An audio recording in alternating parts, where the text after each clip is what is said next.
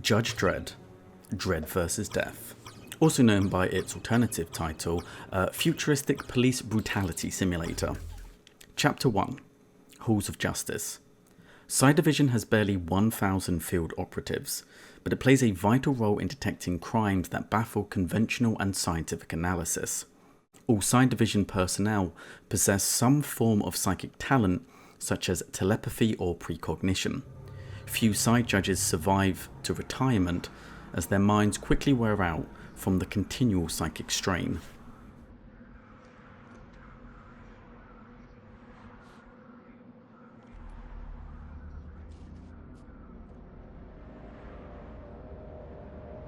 It is the third decade of the 22nd century.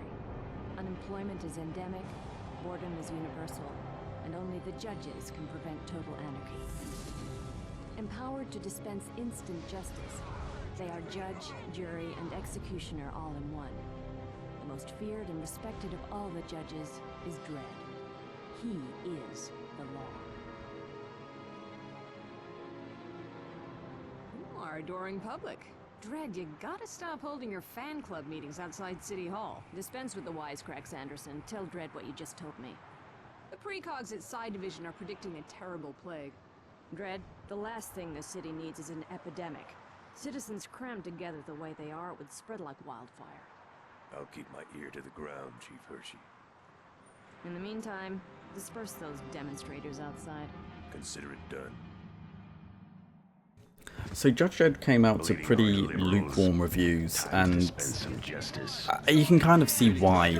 This would have came out in 2003, so this is 2 years after Halo Combat Evolved, and even compared to that, the graphics are a bit... It was mostly kind of carried on the fact that it's the Judge Dredd property and the novelty of being able to go around and arrest people. But multiplayer, I played with bots. I didn't have friends growing up. No, I also didn't have any internet connection. So I had this on the PlayStation 2 and we didn't have online PlayStation, whatever it was called for the PlayStation 2. And in fact, I didn't manage to play any online games until I got an Xbox 360, so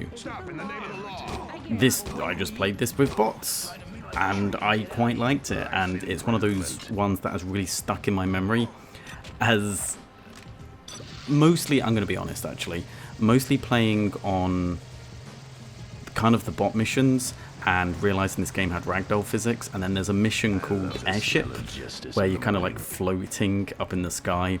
And me being the incredibly well-adjusted and totally not growing up to be a serial killer child that I was, liked killing the bots and shooting them off the edge and then just watching the bodies tumble to the ground. I was a strange child. But it's a game that kind of, I remember playing quite a bit.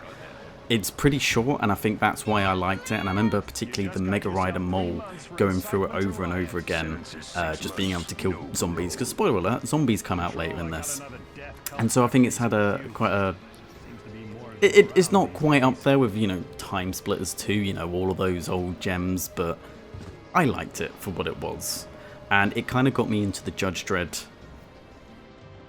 universe a little bit. I mean, I say that, I still don't know a huge amount about Judge Dredd. In fact, the only comic I've read that is vaguely adjacent to it was one about this Torquemidus guy, and I'm trying to remember what it was called now.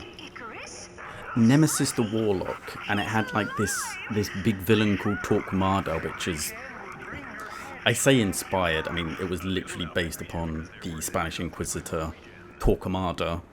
they didn't really change the name much. It's literally the same name, and at some point through there's like some weird dimensional portal that opens up, and Judge Dredd comes through. I'm having fuzzy memories of reading black and white comics. All I vaguely remember from that is that it had the ABC Warriors in it, but it didn't at all explain who the hell the ABC Warriors were. And if you've seen the Judge Dredd movie with Sylvester Stallone and Rob Schneider, got to remember Rob Schneider, right? He was definitely the best thing about that movie.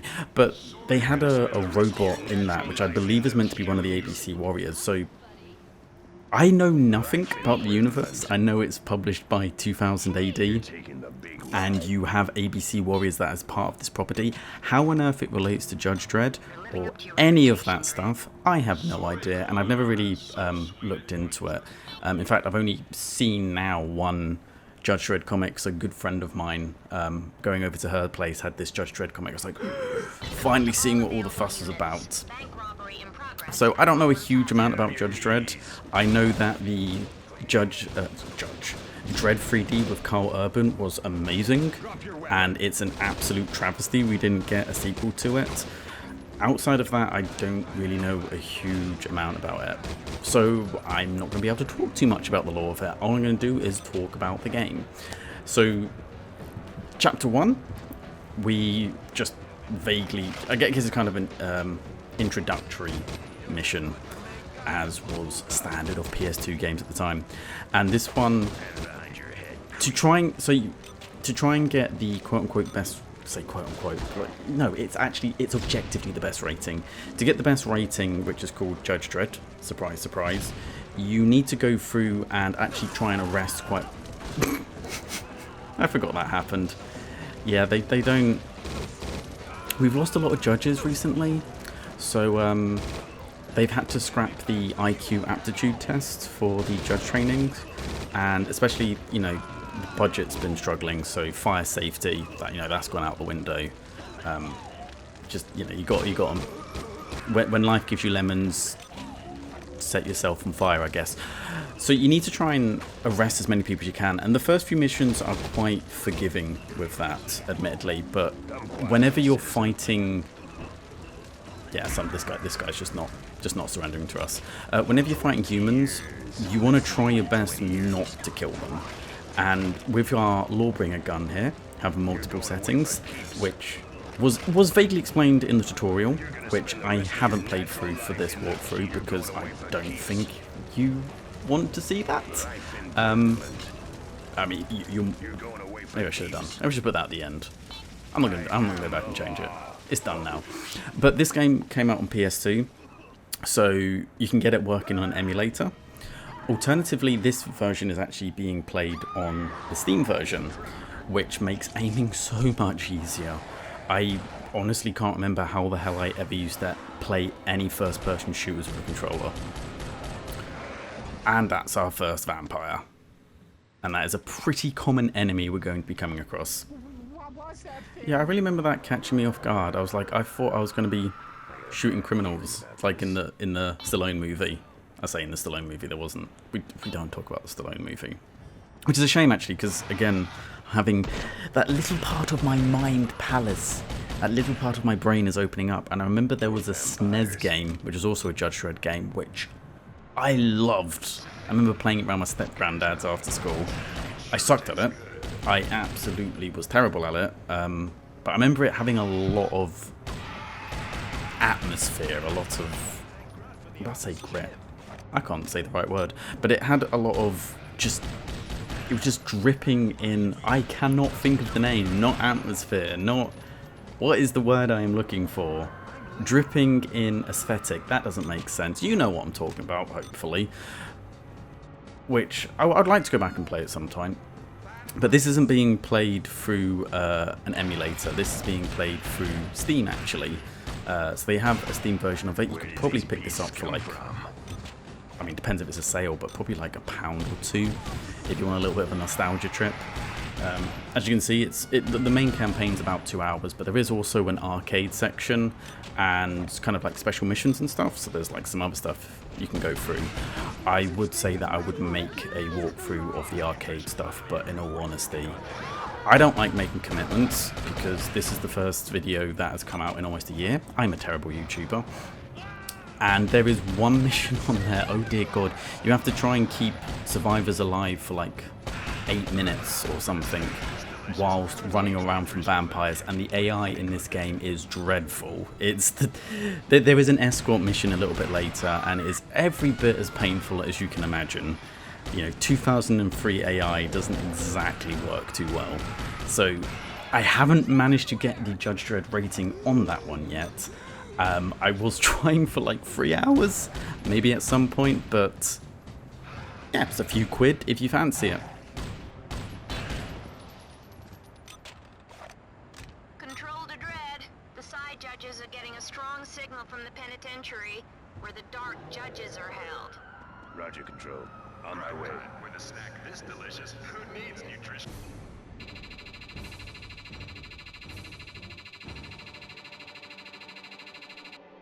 I am the law. Chapter 2. The Nixon Penitentiary. Judge Death and the other dark judges originally hailed from a world much like Earth.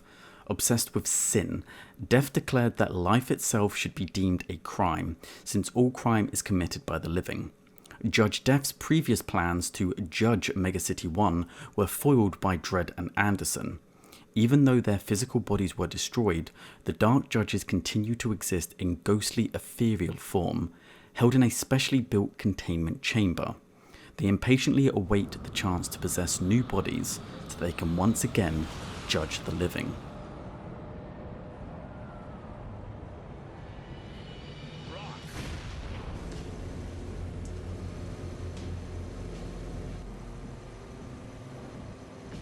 Dredd, there must have been 100 vampires packed into that H-wagon. I'm going in.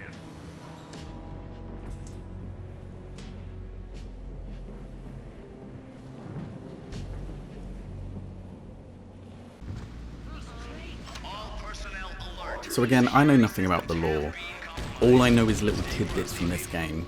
So there's something about there being these dark judges that seem to have hailed from another world, and there are 4 of them who are based, I'm going to say inspired by, no, they're completely based off of the 4 horsemen of the apocalypse. So you've got Death, I say actually, that's not quite right. So you have Death, Pestilence, those 2 are pretty much one for the 4 horsemen, but then for War instead you have a judge that is all like fire judge, and then you have Fear, which I guess is meant to be representative of conquest. I'm not certain, but you know, it's quite heavily inspired by the 4 judges. So this game came out in 2003, didn't receive very good reviews, but you can, well, I say lukewarm, tepid, mediocre. And you can see around that time a lot of games were being inspired by Halo Combat Evolved, so we can only have 2 weapons, and in fact it's even more limited than Halo Combat Evolved because we are the judge of Megacity 1, so one of our weapons has to always be this Lawbringer, which quite thankfully is one of the best weapons in the game. In fact, it's probably the best weapon in the game, so at least we have that, and there's a lot of utility we can get with it, and maybe that was their way of trying to overcome the limitations a little bit of having 2 weapons.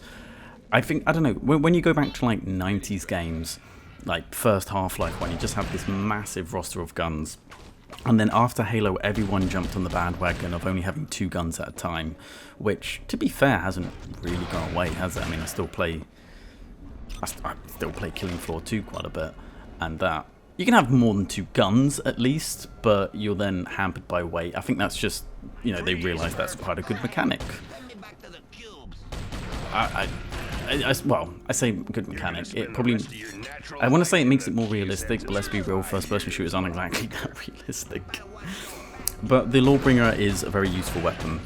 So it has 5 different modes, and you're going to see that I use one of those modes for like 90% of the game. So the one we're using at the moment is Armor Piercing, which seems to have the overall highest DPS per ammo consumption, and it's just, you know, high damage shots, so it's what you want to be using most of the time. Whenever you come across criminals, people that you want to try and detain, I then go down into the rapid fire mode. So that fires in, it's quite annoying, it fires in like these 6-round bursts, but you can just tap it to fire 1 bullet at a time. And I remember as a kid I was like, why the hell would you ever use rapid fire mode? It literally does no damage, it's dog shit. And that's kind of actually why you want it, because it doesn't do much damage.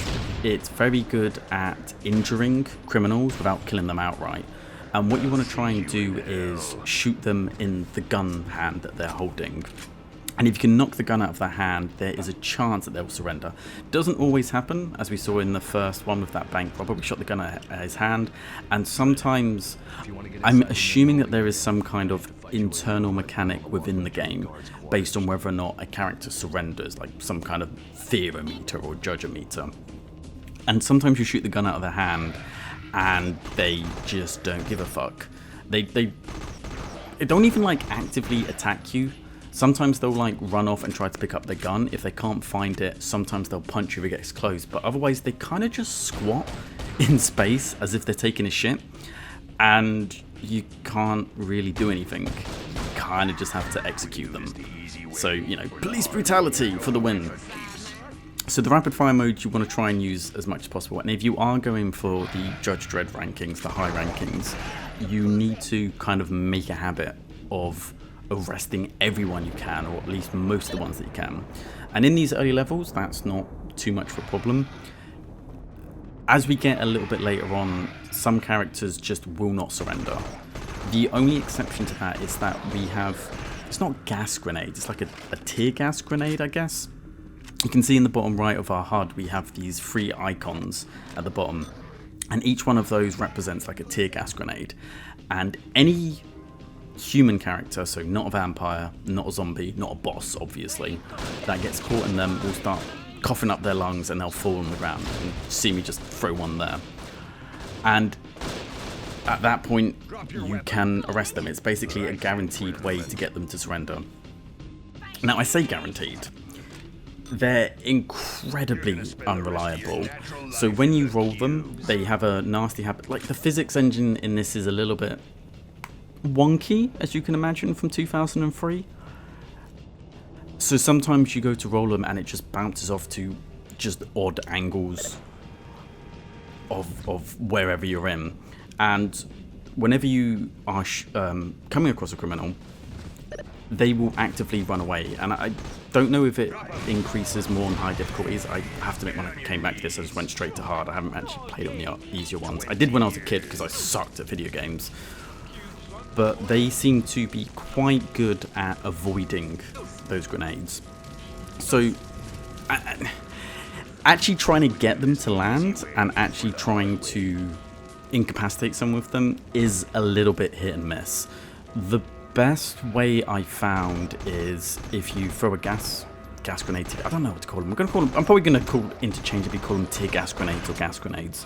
Throw them in the general direction of the person you're trying to incapacitate, and then use some kind of small caliber, low damage weapon. Because you, as you've probably seen, if you shoot them with like even just like a very weak rapid fire Uzi-like shot, it will stun lock them for a second or two. So you throw the grenade down, you try to shoot them a little bit, and you use that to try and keep them in the vicinity of the tear gas grenade. Easier said than done, and there are sometimes some points through this walkthrough where I throw a grenade, people run away, and I'm like, fuck it, we'll just complete this mission. I've probably arrested enough people. How the score rating works is that it's based on how many arrests you have, based on how many kills you have, and also based on the amount of years you're sentencing people, which is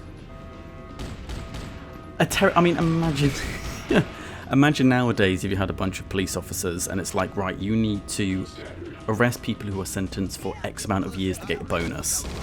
Like that they probably do that in some places, to be fair, but that is a recipe for corruption, isn't it? So if you're trying to get a higher score and you come across someone, it's probably a good idea to actually get them to shoot you first. Like if you get the drop on them and you manage to incapacitate them and arrest them, maybe you arrest them for 6 months. But if they take a shot at you first, you can arrest them for assault of a judge, and that goes from 6 months to life in prison. So, oh, this is so bad. This is like a corrupt police training video. Yeah, that's what you got to do to get the. It's a video game. It's not real life. It's fine. So that's what, if you want trying to get the higher score and you're struggling on some missions. The Smokatorium in particular later on is very difficult to get the Judge Dredd rating on, purely because there's not actually criminals to arrest, and we'll talk about that one a little bit when we get there. But that's a way to kind of increase your score a little bit. And yeah, okay. Yeah, the vampires killed those ones. They're not going to an ISO cube. They're dead. So we have a Judge sniper rifle, which behaves in a very weird way. So it has a machine gun function, which is brilliant, fantastic, very good gun. When you zoom in, even though it's firing the same bullets, they somehow now do like 10 times damage. I don't know if it's actually 10 times, but they do a lot of damage. So if you use the sniper function on this, it's a great way of conserving ammo. Obviously a little bit impractical in a lot of situations. And also there's a really weird kind of reloading mechanic in this, and I'm not sure if it comes across when you're kind of watching it, but if you look at the reload bar next time I reload, rather than it has like, it's almost like a percentage bar, and especially with the Lawbringer, different types of ammunition will use different amounts of this percentage bar, and then when you reload, it's like filling it. I don't know. I'm probably waffling on nonsense. It just seems weird to me that it's not. Dead or alive, you're coming with I don't know. The reloading. I can't even articulate why the reloading just seems a little bit off to me. But yeah, there's 5 different ammo types for the Lawbringer. All of them use different quantities. So the armor piercing uses obviously a lot bit more than the rapid fire mode. And it's also why if you're trying to incapacitate people, just tap firing the rapid fire mode is the most ammo efficient way, and just try and aim for the gun if you can. Again, sometimes you try to arrest someone and they die, and that's inevitable. And dear God, why has that probably been an excuse for police brutality somewhere? It probably has been. Oh God, I'm gonna get demonetized for this. Anyways, Judge Dredd. So yeah, this came out shortly after Halo Combat Evolved, and that's why you have a shield icon at the bottom. You have a shield icon. You have a shield. The shield is trash, especially when you're playing on hard. Like 2 pistol shots will completely get rid of it. It does mercifully regenerate quite quickly, but it's more for kind of stopping chip damage. And thankfully I've been playing a hell of a lot of Dark Tide recently, where you have to keep your toughness up to 100%, because it's not really a shield at that point. It's if you have like 80% toughness in that game and you then take damage, 80% of it goes to your toughness, 20% goes to your health. So you can only avoid taking damage if it hits you at maximum toughness. So that prepped me for going back to this over 2 decade old game. So it's kind of good for like stopping with chip damage. It's not really going to help you in a straight up firefight, and when you play on hard, your health does tend to just disintegrate, so don't get hit. Ranged fire tends not to be so bad, but if you take some melee damage, it will fuck you up. As you can see there, I just wanted, and throughout this I tried to show off all of the different weapons and all the different ammo types, and that was the explosive fire. And as you can see, it uses up so much ammunition and just isn't very practical for most situations. But I remember this. This is flooding back memories. Setting off the turrets and then just hiding in the corner and just watching them tear up vampires. I think the other part is if you set them on fire, you might have just noticed a skeleton I was running past.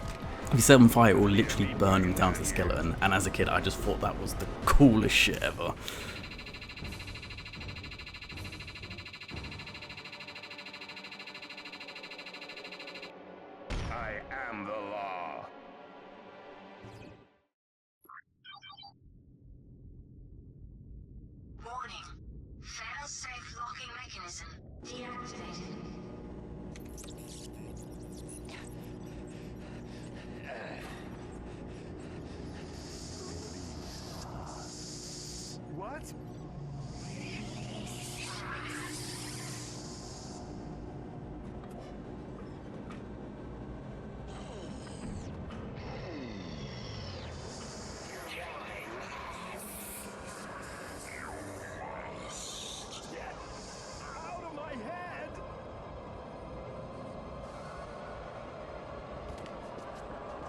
Emergency release activated.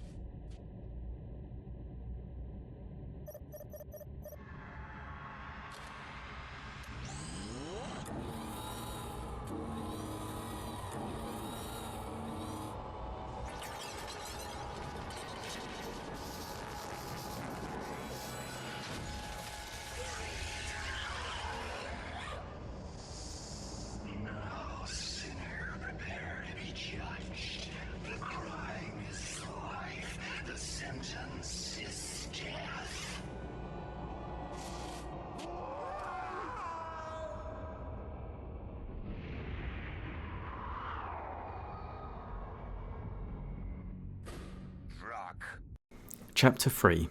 The Docks.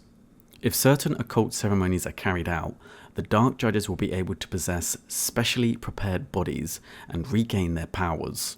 Followers of Megacity 1's death cult are rumoured to have knowledge of these ceremonies, though their main headquarters has yet to be located. I'm in control. Dredd, we've lost radio contact with a squad of Psi Judges in Sector 13 docks. They were tracking the Dark Judges. I'll find him.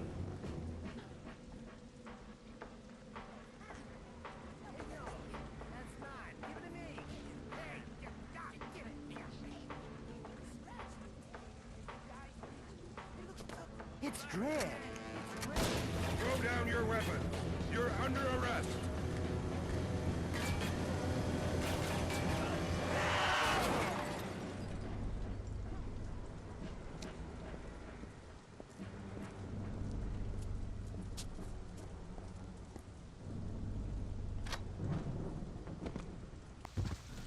I just love the fact that you run over a Red Bull can, and throughout this mission you'll see all of these Red Bull crates just littered around. Yeah, it's just wild to me that this is the kind of thing, like nowadays, like I remember there was a discussion on probably some YouTube short I was watching about how annoyed they were getting that they were talking about putting in-game advertisements in-game, and it's like, bruh, it's always been there.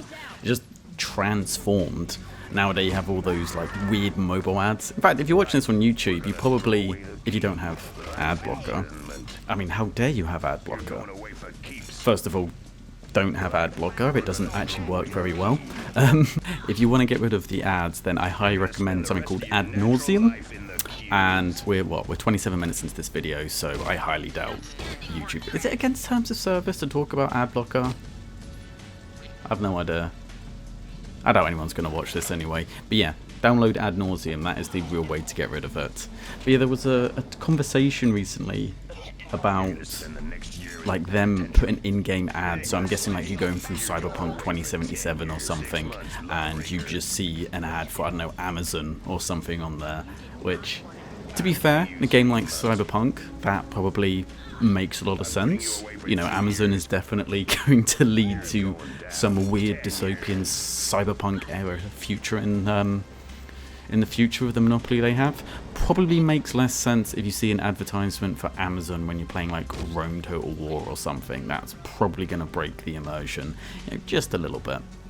But I think they were talking about, and I hope this is just fake news, but they were thinking about doing a thing where you have to have your camera on, and when an ad pops up, you need to stare at it. Like, it will detect your eyes, and if you look away from the camera, it won't play the ad. It will like send a little message saying, "Oh, please look at the ad to continue." And I'm like, Jesus Christ. Let's get into like that would fit into Judge Dredd's universe, but that is getting into Futurama territory, having advertisements in your sleep kind of thing. Hopefully we don't get that far. I wouldn't be surprised if there is some corporate lab somewhere that is testing that, but hopefully we collectively, if that ever comes out, we can just raise our pitchforks and say, just enough is enough, this is insane. But anyway, yes, Judge Dredd, The Docks. So this is probably the most difficult mission, I would say.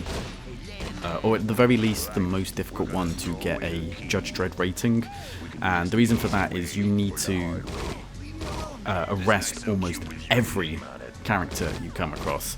I think there's a couple I accidentally kill, but for the most part you'll find I'm being very careful, trying not to kill any of them, just so I can wrap those points up. And I think we end up with like 5,000 years or something at the end game screen. I don't know how it works that out. Like, what is life considered in terms of years? Is it 100 years, 80, 50? How long do they live in Judge Dredd world? Especially if, I don't actually know the lore of Judge Dredd, so I know they put you in something called an ISO cube. I don't know if that's like putting you in cryogenic sleep so that you can just carry out a longer sentence, or if it is literally you're just in the worst of the worst kind of like solitary confinement until eventually you die. I have no idea. I need to look into the lore a little bit more. But yeah, and of course there's one one character I miss. So we're just going to do our little diagonal strafing just to get there quicker. So yeah, this mission is the most difficult because you won't have any vampires to come across, you don't have any melee enemies, it's all ranged enemies that will absolutely just shred your armor. And it's also probably the longest mission out of all of them. I mean, if you're watching this on YouTube, you could probably have a little look at the timestamps and see how long this chapter is to work it out. It's quite a long slog, and I've done it before where I've got to the end only to find out I didn't quite arrest enough people, so you don't get that Judge Dredd range, and then have to do the whole thing again. You will also notice, so for this, what I want to try and do is save as many of the tear gas, smoke gas, whatever they're called, until the end. So when you get to the death cult ceremony type thing, there is a death cult leader there, and you can't shoot the gun out of him. He won't surrender normally, and I think it's, you know, penned kind of as a boss battle. I mean, he's not really much of a threat. He's a melee person that has to run up to you. He's more just a bit of a bullet sponge. But, and I don't know if this is true, but when I've played through this, if I can arrest him, I seem to always get the Judge Dredd rating. If I don't arrest him, I don't. So I don't know if he gives you like a big boost to the ratings or not, but try and arrest him. And the only way to do that is with these gases, these gas grenades. So I try to save as many of them as possible. So you have tons of these death cultists as you're going through, and then you also have these higher up like elite people that tend to either be wielding some kind of laser weapon or be wielding this heavy machine gun. And these guys, they won't surrender to you at all. You can't arrest them. If you hit them with a gas grenade, that is the one exception in which they will fall over and you can arrest them. But it's just not really worth it. And what you'll find is when you come across each new group, there's usually like 2 or 3 of these red hooded death cultists, and if you kill the elite guy that's with them, the rest of them will just surrender. So it makes it a little bit easier, and I'm guessing that's part of the reason why they expect you to do loads of arrests. And I guess for lore reasons you're trying to find out about the death cult and what they're doing. Ironically enough, if you want to get a few more points, try to get them to shoot at you first. Like, if you get the drop on them and you shoot the gun out of the hand, you'll maybe get like 6 months for, I don't know, scrawling or owning, agitating or rabble rousing 5 years. Whereas if they fire at you, that's an automatic life sentence. So oh god, that sounds so bad. There's probably police officers out there in the real world that deliberately do that. I think there's a lot of movies from the 80s. Again, one company. I need to stop looking at YouTube shorts, man. It absolutely just hogs my brain space and time. But there's Samuel Jackson or something, and he was just trying to agitate some, I don't know, Cuban drug lord or something. And then it's like, oh, you put your fingers on me. That's assault kind of thing. Which I pray wouldn't fly nowadays. But it's a tactic you can use in Judge Dredd. Interesting enough, at this point, I need to actually play some of these games a bit more before making these walkthroughs. I was trying to like mostly use my memory from when I was a kid. I found out on this chapter, I'd already done the recordings of the first 2, that you can actually zoom in with certain weapons, especially with the Lawbringer, which later on there's quite a lot of large open areas. I remember the first time I did this and I failed to get the Judge Dredd rating. I was using this heat-seeking ammunition to just try and take them out from a distance. The problem with doing that, and I think I mentioned before, there's a lot of different ammunition types of Lawbringer, and you'll basically, for 90% of it, see me use either full auto to try and disarm people, or armor piercing to actually do damage. The problem with using heat seekers is, yes, it's fantastic. Just fire into the nether, and they will do exactly what they say on the tin. They will home in and take people out. The problem on a mission like this is there's a risk that you will kill one of the leaders, and then the other death cultists will surrender. And actually, I probably should mention, yeah, make sure to get the optional objective, make sure you come and arrest these scrawlers. Again, you won't be able to get the Judge Dredd rating. Okay, I don't actually know how the Judge Dredd rating works in this game. I'm fairly certain you need to do all the optional objectives, or you won't be able to get it, or maybe you get again some internal points for doing so. So yeah, try to make sure you take a little bit of a sideways turn for it. But yeah, with the heat-seeking ammo, you'll take out the leader, then the other cultists will surrender, and if you kill a cultist or anyone who surrendered, it will make your law meter drop. That little icon in the bottom right, that will start to drop, and then if you kill too many, you'll even have I've forgotten who the name is of the lady who's talking to you. Judge, it's not Anderson, is it? Whoever's talking to you on the comms, you can tell I pay attention to these things, will reprimand you for police brutality, and it's like, this is Mega City 1. Have you not read the comic books? This is where police brutality thrives. But yeah, she'll tell you off, and when you get to the end screen, it will give you like a percentage of your law meter, and it's like how high your law meter was for the majority of the game, because obviously it can fluctuate. So you want to try and get it up early on, which you can usually get it to 100% by like making 2 or 3 arrests, and then do your best to keep it there. If you start dropping it, in fact, if you get it down to 0, I didn't do the tutorial for this walkthrough because I don't think people really wanted to see that. Kind of dull. And also, I remember as a kid, I could not figure out how to do it for the life of me. At one point, you have to get someone to follow you, and I could not figure out where the bloody hell I was meant to take them to. Like, I'm here to shoot things. There's nothing to shoot. My feeble little brain doesn't know what I'm meant to be doing at this point. So yeah, I skipped that one. But if you get it down to 0, you fail the mission, but the mission doesn't just fail outright, which is kind of a cool little thing that they bring in. Instead, they'll dispatch a group of judges to take you out. So it's got some like GTA mechanics there, so you can try and test yourself against the higher tier enemies that come across. But yeah, the machine gun here doesn't do much damage. Even though it looks as if it's probably meant to be firing. I say that actually, when it's firing, you see the little shells. It looks like it's firing almost like tiny 9mm rounds, which, if you have a gun that big, it's not firing 9mm, you're firing something big. I'm not American, so the only knowledge I have of weapon casings and different weapon types comes from video games, admittedly, but I'm assuming it would be a larger caliber. Maybe not a 5.56, I'm fairly certain that's for rifles. Maybe a 5.56. I don't bloody know, I don't know guns. All I've ever fired is an air rifle. You know, maybe at one point, if I go to America, which I would like to do actually, I'd actually like to move there, specifically for work-related purposes, which is not important for this walkthrough, but maybe then I'll go to a shooting range and actually learn a little bit about the lingo of what's being used. So this part is a little bit, I wouldn't say tricky, but you can definitely sap your health. So I tend to have like internal rules when I make these walkthroughs that it has to be like a certain standard, and it just to stop, because sometimes when you want to watch a walkthrough, or not even a walkthrough, like maybe there's a game from your childhood that you remember, and so I can't be bothered to try and figure out how to play it again. I'm going to watch someone on YouTube do it, just type it in, and then you watch someone who's clearly going through it for the first time, doesn't have a clue, and you're just cringing. And I in no way claim to be the best gamer. I do spend a lot of my free time playing games. In fact, I have plug. I've got a second channel in which, at the moment, actually, I'm mostly just making Dark Tide. I am horribly addicted to that game. But I like to make sure there's a certain standard, and with this, and as you can see, it's the closest I got to failing my standard.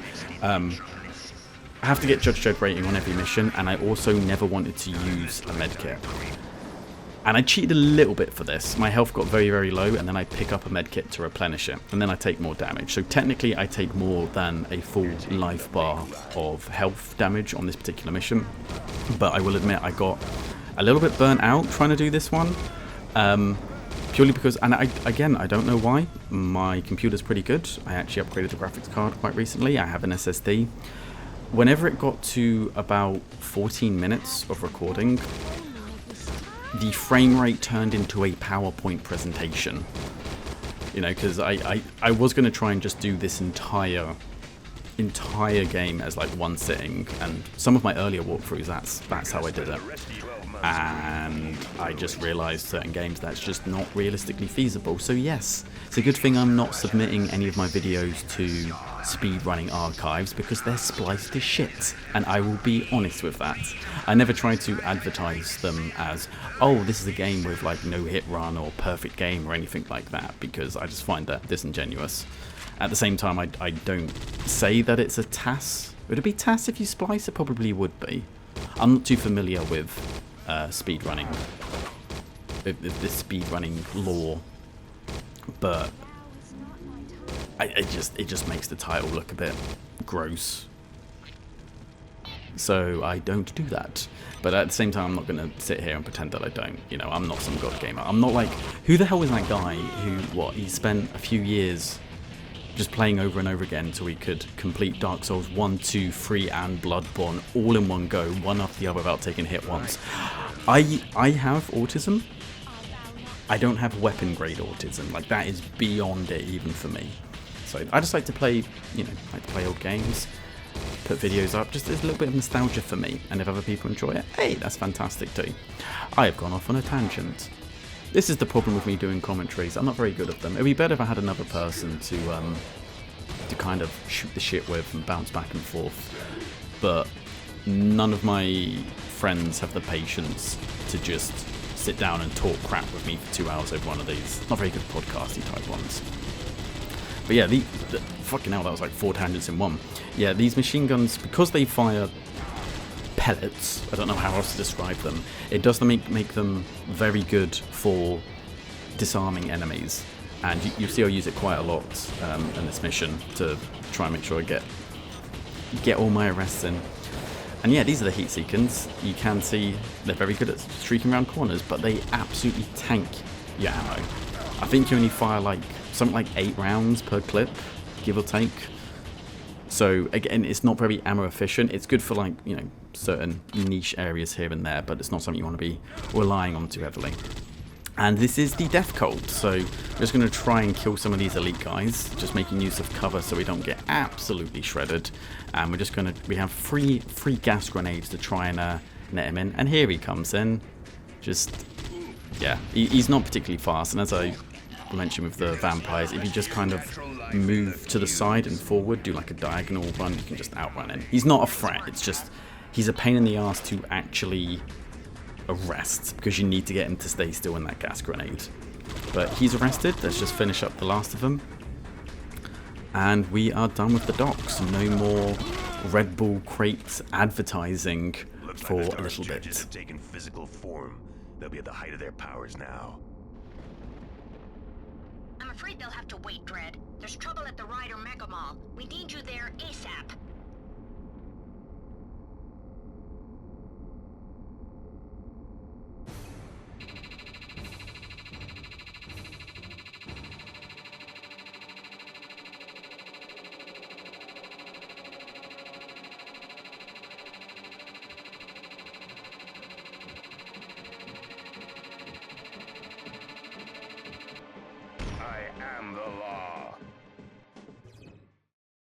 Chapter 4, Ryder Mega Mall.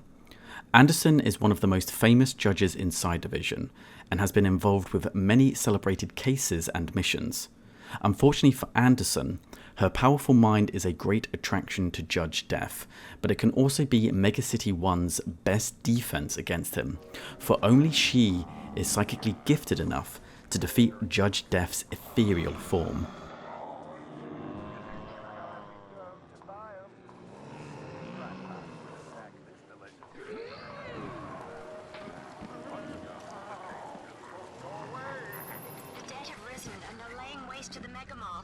Odds on Judge Death has something to do with this.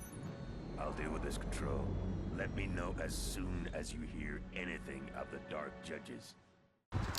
So this was my absolute favourite mission when I was a kid. I can't even count the amount of times I went through this. And I think a big part of that was, as a kid, I didn't have this on PC. I was playing with a PlayStation 2 controller on the PlayStation 2, funnily enough. And trying to land shots on enemies that move all over the place really quickly is fucking difficult.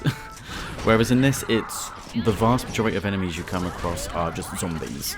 So it's probably the easiest mission in the game, and it's honestly quite cathartic, I'd say. You just kind of go through, you get given a shotgun, you just go through blasting them. Gives you, and I think around the same time I remember having Dead Rising. I think that came out quite a few years afterwards, but we were always, late to the party playing, so to speak. And, just the appeal of killing zombies in a mall, even if it's a futuristic mall, never gets old. And I think they're actually making a Dead Rising remake or remaster or something at the moment, so excited for that one. But yeah, no, this one, very easy. There isn't really too much strategy. You get...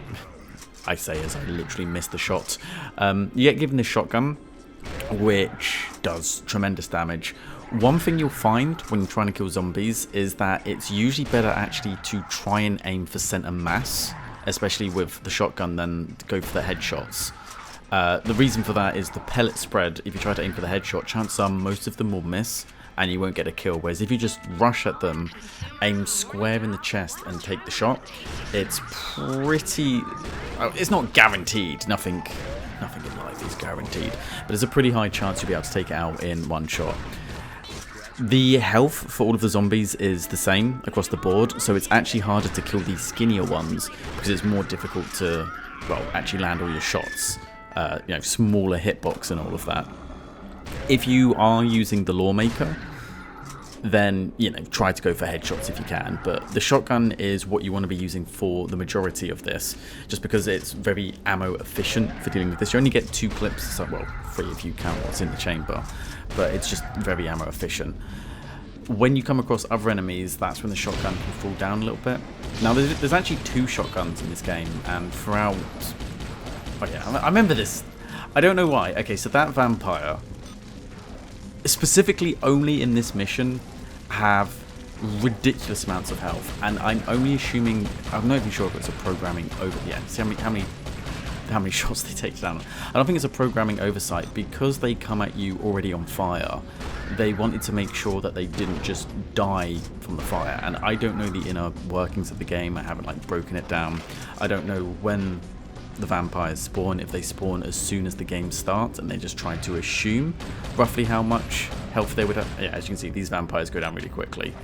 I would highly doubt that would be the case. I haven't practiced enough to check it. I don't know when they spawn exactly, but they seem to have given those 2 vampires specifically a lot more health to try and make sure that they don't just die before you get there, really.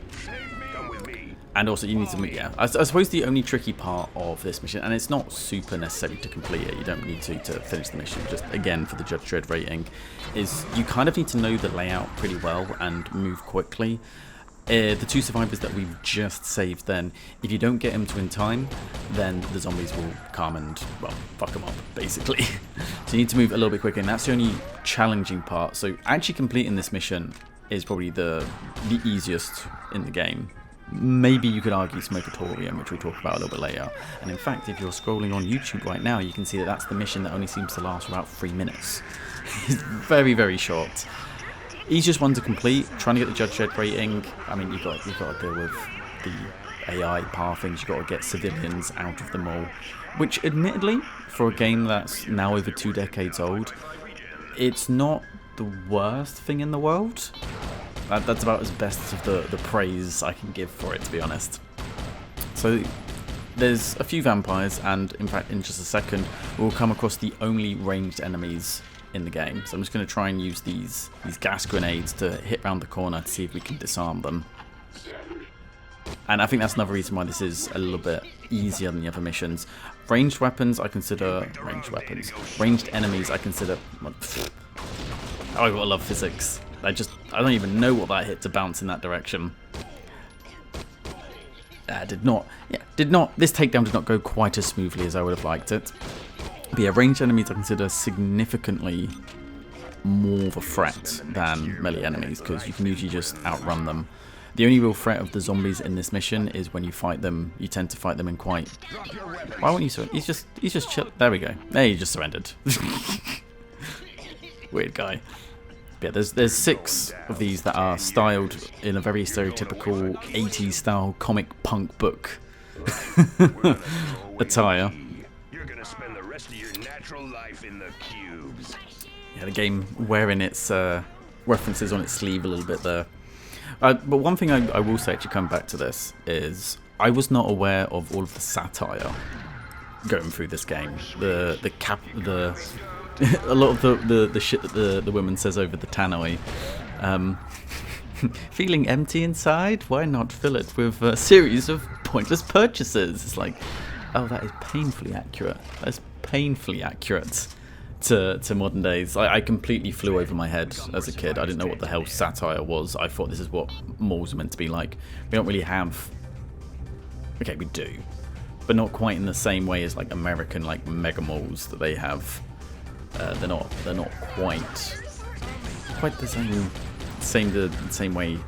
And do you actually have nightclubs in a mall? I see this. I mean, even when on like Knights of the Old Republic, you're just in some kind of hub world, and there's just like a random nightclub with stuff playing like this. Do people seriously? That's how I dance. To be fair, that is absolutely how I dance. Do people seriously have stuff like this just during the day? Oh, we've gone shopping. Oh, let's just have a couple of cocktails and dance for a little bit. That just seems weird to me. I don't know. I'm an introvert. I don't know what people get up to. And we have Zombie just rocking out. Or just, his moves are pretty fire, so we just want to give him a little bit of a hand. I'm so sorry for that pun. I do wonder, why is it always zombies and moles? I remember when the first... Well, not Dawn of the Dead. Night of the Dead? One of the Dawn... Yeah, it must have been Dawn of the Dead that was in the mall. And I remember hearing on a commentary somewhere that the whole idea of zombies was meant to be a statement on, like, rampant consumerism. It's kind of devolved... Well, devolved, depends on your definition, on what zombies represent now. I think that's what it was originally meant to be, is just... just the base, the id of the human instinct, just wanting to buy stuff for the sake of buying stuff. And I suppose that was the whole point of it being quite ravenous in just wanting to eat human flesh. Complete side note, have any of you ever seen World War Z, the Brad Pitt zombie movie? If you have, read the book. It's so much better. See, World War Z, the movie, I reckon I would have liked if it wasn't named World War Z. Because it was kind of just a generic zombie movie, and it had absolutely nothing to do with the book. What I like about the book is that it's really... And also, before World War Z, Max Brooks also did one called The Zombie Survival Guide, which I've read quite a few times. But in that... Obviously, different rules, different universes. In that, they state, that a zombie, when it's eating, doesn't actually gain any nutrients from the flesh it's consuming, and it just does it because it's being, run on instinct. And I suppose that's kind of what the zombie represents. I don't know, why the hell am I talking about this like it's philosophy? But yeah, represents just unnecessary consumerism. They don't need to eat to survive, and yet they still just run on that base urge. And I'm fairly certain the whole idea of the zombie was essentially just this, just how pointless a lot of it is. But yeah, the book is very good, and it talks about the logistics of like humanity trying to survive the zombie apocalypse. There's little snippets of it in the movie. But the thing that always pissed me off about the movie is that in the book it goes to great lengths to state the fact that the whole reason it was able to spread is because it takes a long time. And of course, yeah, there is one survivor we have. Probably got stuck on a wall somewhere. Let's go collect him. The whole reason it was able to spread is because it takes quite a while for the transformation to occur. Like if you were to get a skin graft from an infected recipient, it could take maybe up to a month. So the person goes on a plane, travels across the world. In the movie, if you get bit and you turn, in like 13 seconds or something in the movie, you're going to get like 28 days later. There's no way it's ever going to leave the island. How on earth are zombies going to have the intelligence to cross an ocean You know, it's not going to happen. It's just the movie annoys me because it is a dumb blockbuster action movie, and in that regard it is fun, but considering that the book it's based on is a very thoughtful book, and then you're trying to work out the logistics of the movie, you're just like, this literally makes no sense, and so bugs me. Control to Dredd. Tech Division has run tests on the vampires and the undead creatures. They're both infected with pet regen retrovirus. Looks like the Dark Judges aren't responsible then. Time I brought in Icarus for questioning. Where is he? He was last tracked landing at a disused facility out by the western perimeter of the city.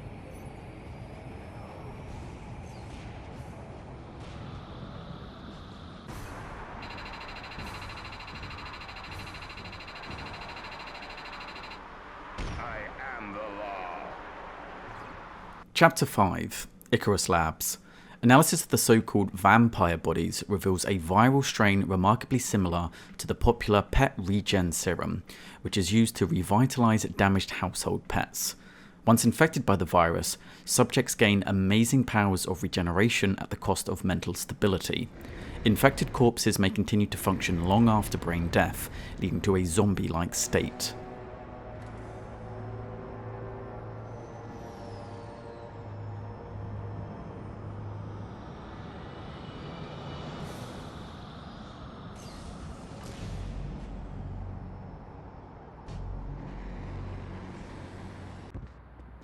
That's almost like a trope in and of itself. If someone's trying to create some kind of zombie virus or vampire type strain, it's someone trying to have regeneration or immortality, and it's gone wrong. I think that's... Well, no, in Resident Evil it was more T-virus to create a bioweapon, which would be shit in a war. I'm sorry. It would be shit. In the same way that in Jurassic Park, training raptors for a war, or dinosaurs. Hey, you got a T-Rex that's cost millions to produce. Oh, we've taken an elephant gun to its face. Like, it's a terrible idea. But there is, I guess there is a slight element of, not truth to it, but logic behind it. So, for those of you listening to this, all 6 of you, I presume, because I am a tiny channel, I actually have 3 YouTube channels, all of which are tiny, because I'm incredibly not consistent with uploads on one, and then decide to split them into 3. So I've got this one crew here, which I do my walkthroughs and my commentaries, mostly, you know, older games. I've got a Final Fantasy VIII one I need to do. I've actually been sitting on a Final Fantasy VIII one for years now, and I just haven't got around to doing the commentary. I need to do that. Clooney, which is kind of just whatever the hell I feel like it. There's cat videos and gaming videos. And then one called Toldom, which is purely focused on the science side of my life. So that's kind of what I want to go into. I don't know why the hell I'm telling you my life plan, because it probably ain't going to work out. But no, I'm halfway through my medical degree at the moment. But I do plan to pivot a lot more into research as opposed to working clinically. But there's one thing I'm incredibly interested actually is regenerative medicine. Absolutely obsessed with it. And there is some element, like I said, of truth of, oh, we're trying to get immortality, we've created something out of this world. So there are these things known as healer cells. So in the 60s there was a lady who had, I can't remember what type of cancer it was. I want to say either ovarian, I'm pretty sure it was like ovarian cancer, something like that. And they took her biopsies, they took some cells from her, and she ended up dying. God rest her soul. Not that I'm religious, but God rest her soul. And the cells just continue to divide in dishes. And normally that doesn't happen. There's something known as the Hayflick limit. So eventually, after a certain amount of divisions, it stops happening. We've had these cells now for, what, like 60 years, give or take, around that ballpark. And they've just continued to divide from the same original, the very small, like minuscule, microscopic amount. They are now in labs all over the world, thousands of labs. They've made tons and tons of biomass from these cells.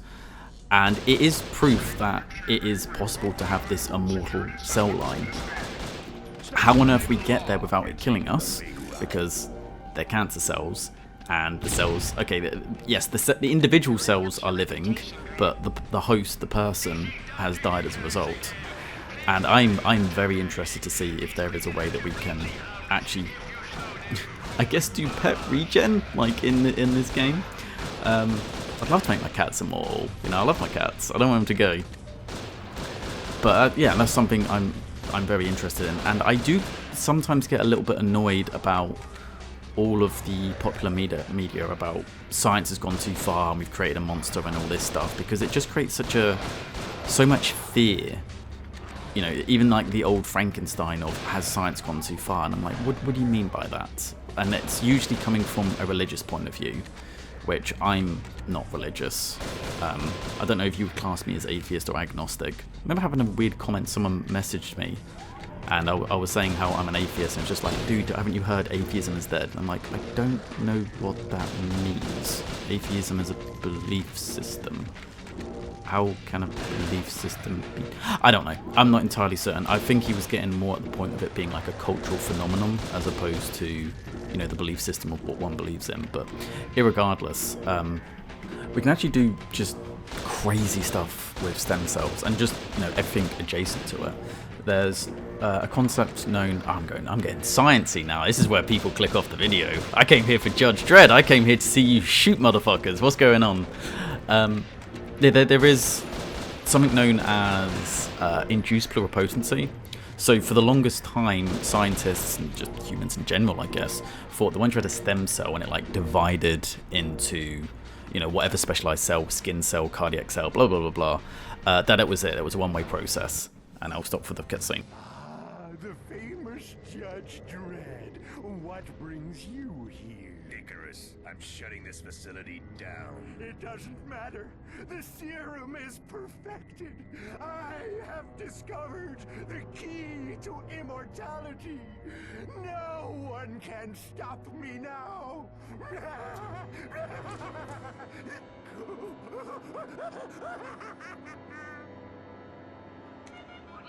Incubation chamber release activated.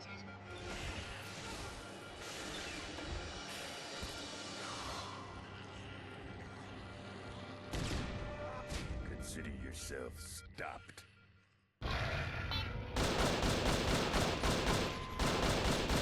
And that was the anticlimactic showdown with Dr. Icarus. But that's what I'm kind of talking about. Immortality and regeneration. Now, how it's portrayed in game in a lot of media is you have this serum, and it's almost like you have like the boys level thing where you can get shot in the head and just like your brain regrows. Maybe in hundreds or even thousands of years we'll somehow get to that point, but I don't see how. When people are talking about it nowadays, it's more you don't get older, so you have the potential to be immortal, so something known as biological immortality. If you get hit by a car, you're dead. Like, there's no saving that. But and yeah, we move in here, and Dr. Icarus' body has mysteriously disappeared. I wonder what happened to it. But no, I am very curious about, you know, what we can do in the future, and hopefully in the near future. There's one scientist I follow who's working on bioelectrical cell signaling.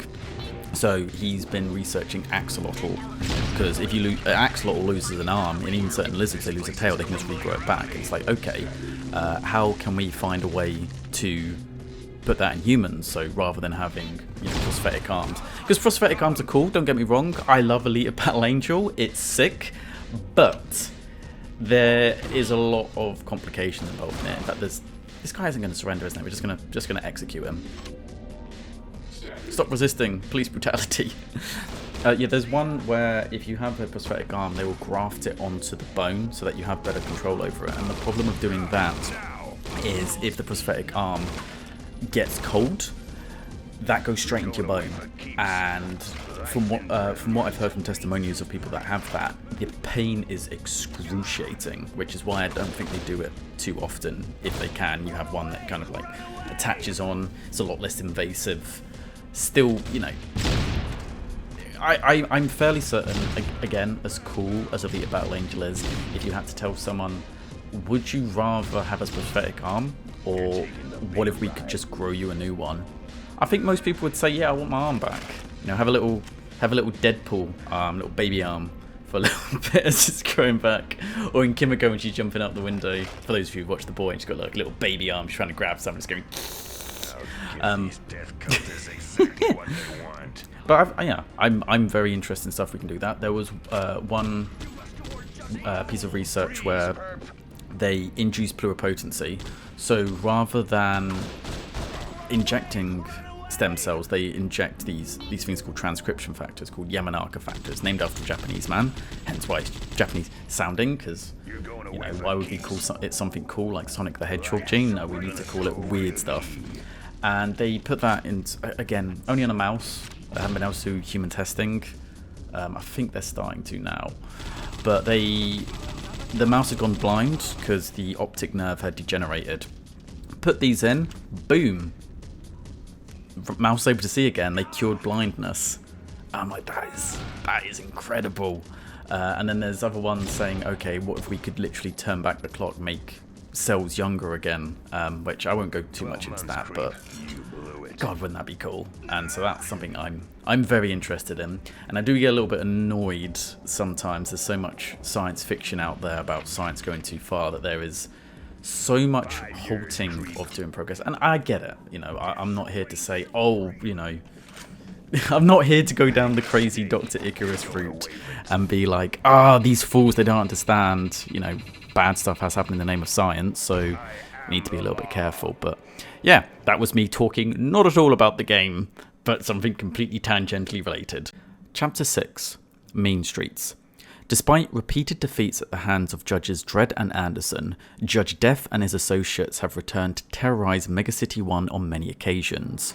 During the worst of these incidents, known as Necropolis, the Dark Judges were responsible for the deaths of over 60 million people. The Dark Judges must be stopped at all costs. So this is one of the few missions which doesn't have a cutscene. It kind of just carries on from the previous mission. And this is where we start to get a few new weapons. And kind of a lot of all the different elements of the game starts to come together. So there'll be various gangs we come across which are actually fighting, which is, you know, pretty cool for an older game to actually see infighting going on. Because I always get so annoyed in a game where you're supposedly fighting two different forces and yet they will drop everything to come straight after you. And this is one of the few times I'm going to use the laser gun, which I do not rate. It has this charge attack to it, and then the idea is when you hit something, it does tremendous damage. The damage it does is just, yeah, body shot, nothing, another shot, nothing, another shot, nothing. It's such a terrible gun, and you're meant to charge it up, but it takes so long to charge, and then because the enemies are very just sporadic in their movements, actually trying to hit something is difficult. So I'm trying to back up here to get him to run in a straight line. That missed. It's just the whole idea is that this is meant to be like the one-shot kill weapon. And I suppose if you play multiplayer on this, not that anyone does anymore, you can play against bots. It's meant to be like a little weapon that, you know, does more damage, but it's just awful. And then here we are, them fighting. Just going to try and see if we can disarm a few of them and get a few arrests. And we will also, I mean, I try to, when I play through these, I want to try and show off the game as much as possible, because I appreciate the fact that a lot of these games are old. Chances are a lot of the people watching will never play it, and they're just here for a bit of nostalgia. So I try to show off all the different weapons, and I want to show off just how awful that is. And you do also come across a laser pistol here. And I was like, oh yeah, I remember the laser pistol being good when I was a kid. And then I started using it, and oh dear god, this thing is also terrible. It does decent damage, you don't have to charge it up, but the freaking accuracy on it is awful. If you're more than like 8 meters out, good luck hitting anything consistently. I don't understand what, I mean, it's better than the laser gun, I'll give it that, but surely, I mean, you would think a laser weapon is going to be more accurate than a ballistic weapon, but apparently not. So laser weapons in this game aren't great. I'm just going to throw a gas grenade in there because that room is filled, and hopefully we can get, there we go, just clear them all out. The laser weapons are, I guess, a little bit annoying because they will go through your shield. They'll just do direct health damage. They don't need to hit your shield. So when the enemies have them, they are a threat. When you have them, they're useless. And it is so incredibly frustrating. Genuinely, just the basic pistol you get, again, is not a great weapon. But is better than the laser weapons, which makes no sense to me. And I'm not sure why they were going for that. I guess they were trying to balance all the weapons to a decent degree. Because this would have come out shortly after Halo. And I suppose that's kind of the design philosophy, the game philosophy, that every weapon... Burning incense without having a house without license. Some of these crimes. True dystopian. Are we? Sometimes when you're arresting someone, you're seeing what you're arresting for. It's just like, it's just like the sketch. Are we the baddies? Yeah, I think it was yeah, you can see that. Look at the spread on that, and still very mediocre damage.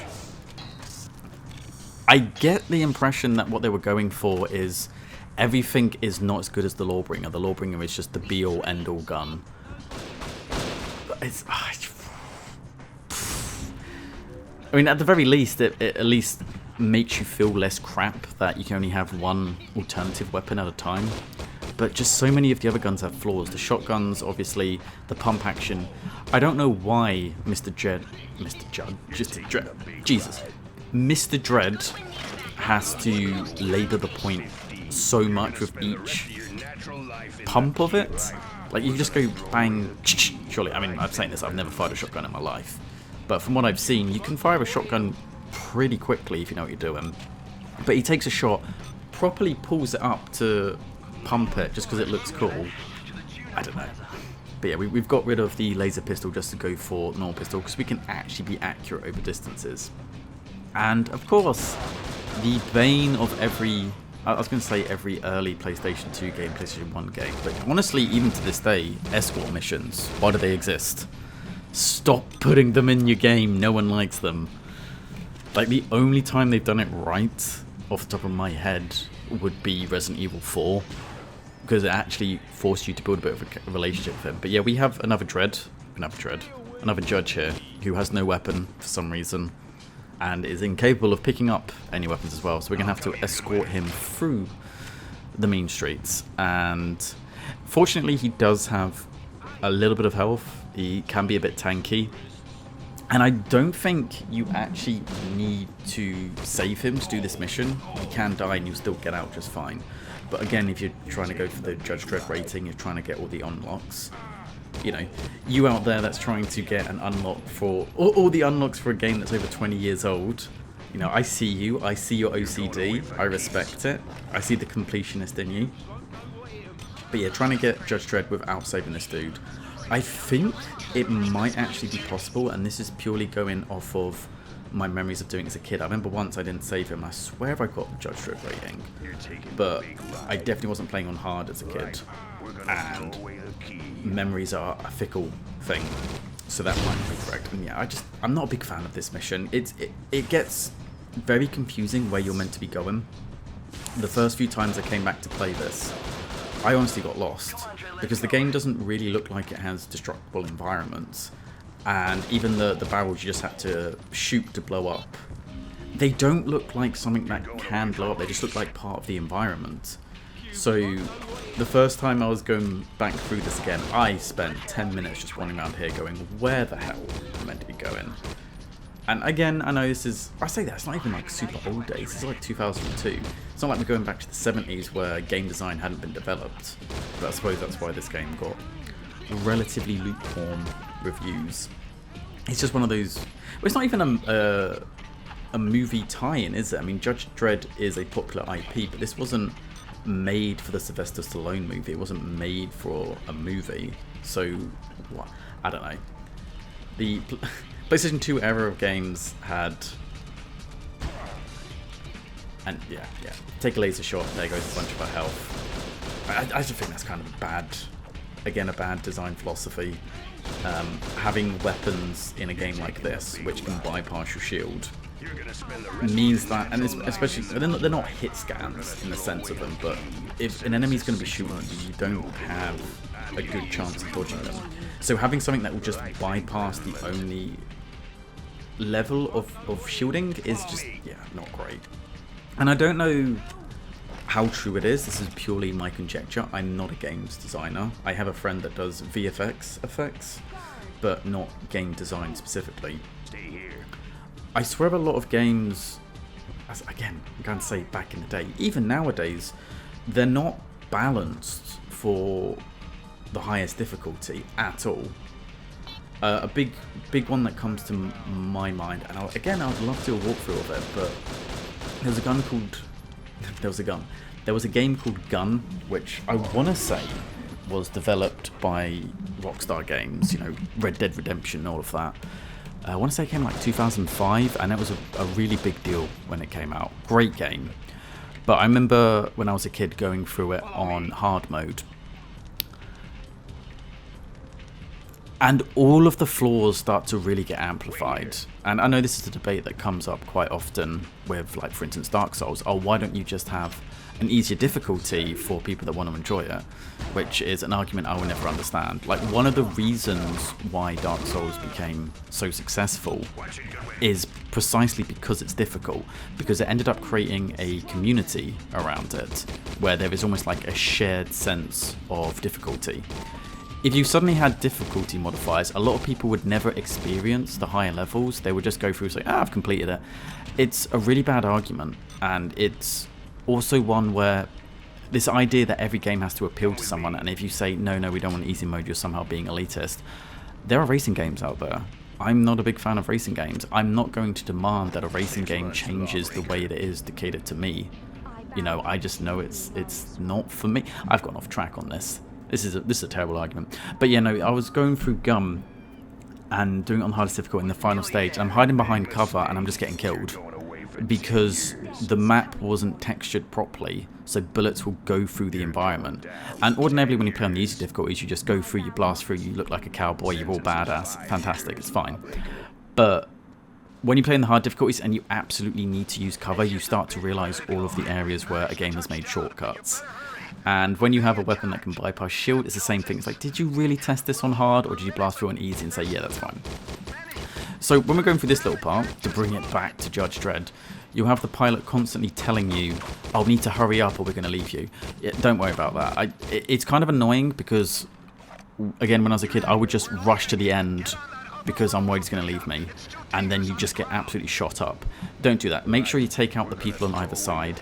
He's not going to leave, and if you try to make a mad dash for the end, you're going to get shot to pieces. There's a good chance the judge that is with you is going to get killed as well, so actually take your time, ignore the pilot, tell him to do his job and, you know, mind his own business, and just make your own way to H-Wagon in good time. And then by arresting these people, you will also increase your score, increase the chance of getting a Judge Dredd rating. So yeah, don't mad dash it. Do not run sprinting when people are shooting at you. It is a terrible idea in video games and in real life. Just don't do it. Don't do it. Chapter 7, Clooney Hospital. Prisoner ID Judge Mortis. Crimes, murder, genocide, and transmission of prohibited diseases. Recommended sentence, eternity. Known weaknesses, sterile environments, cleaning products.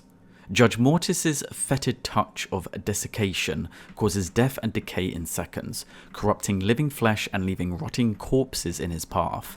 Mortis may have developed this ability into a disgusting projectile weapon. Proceed with extreme caution.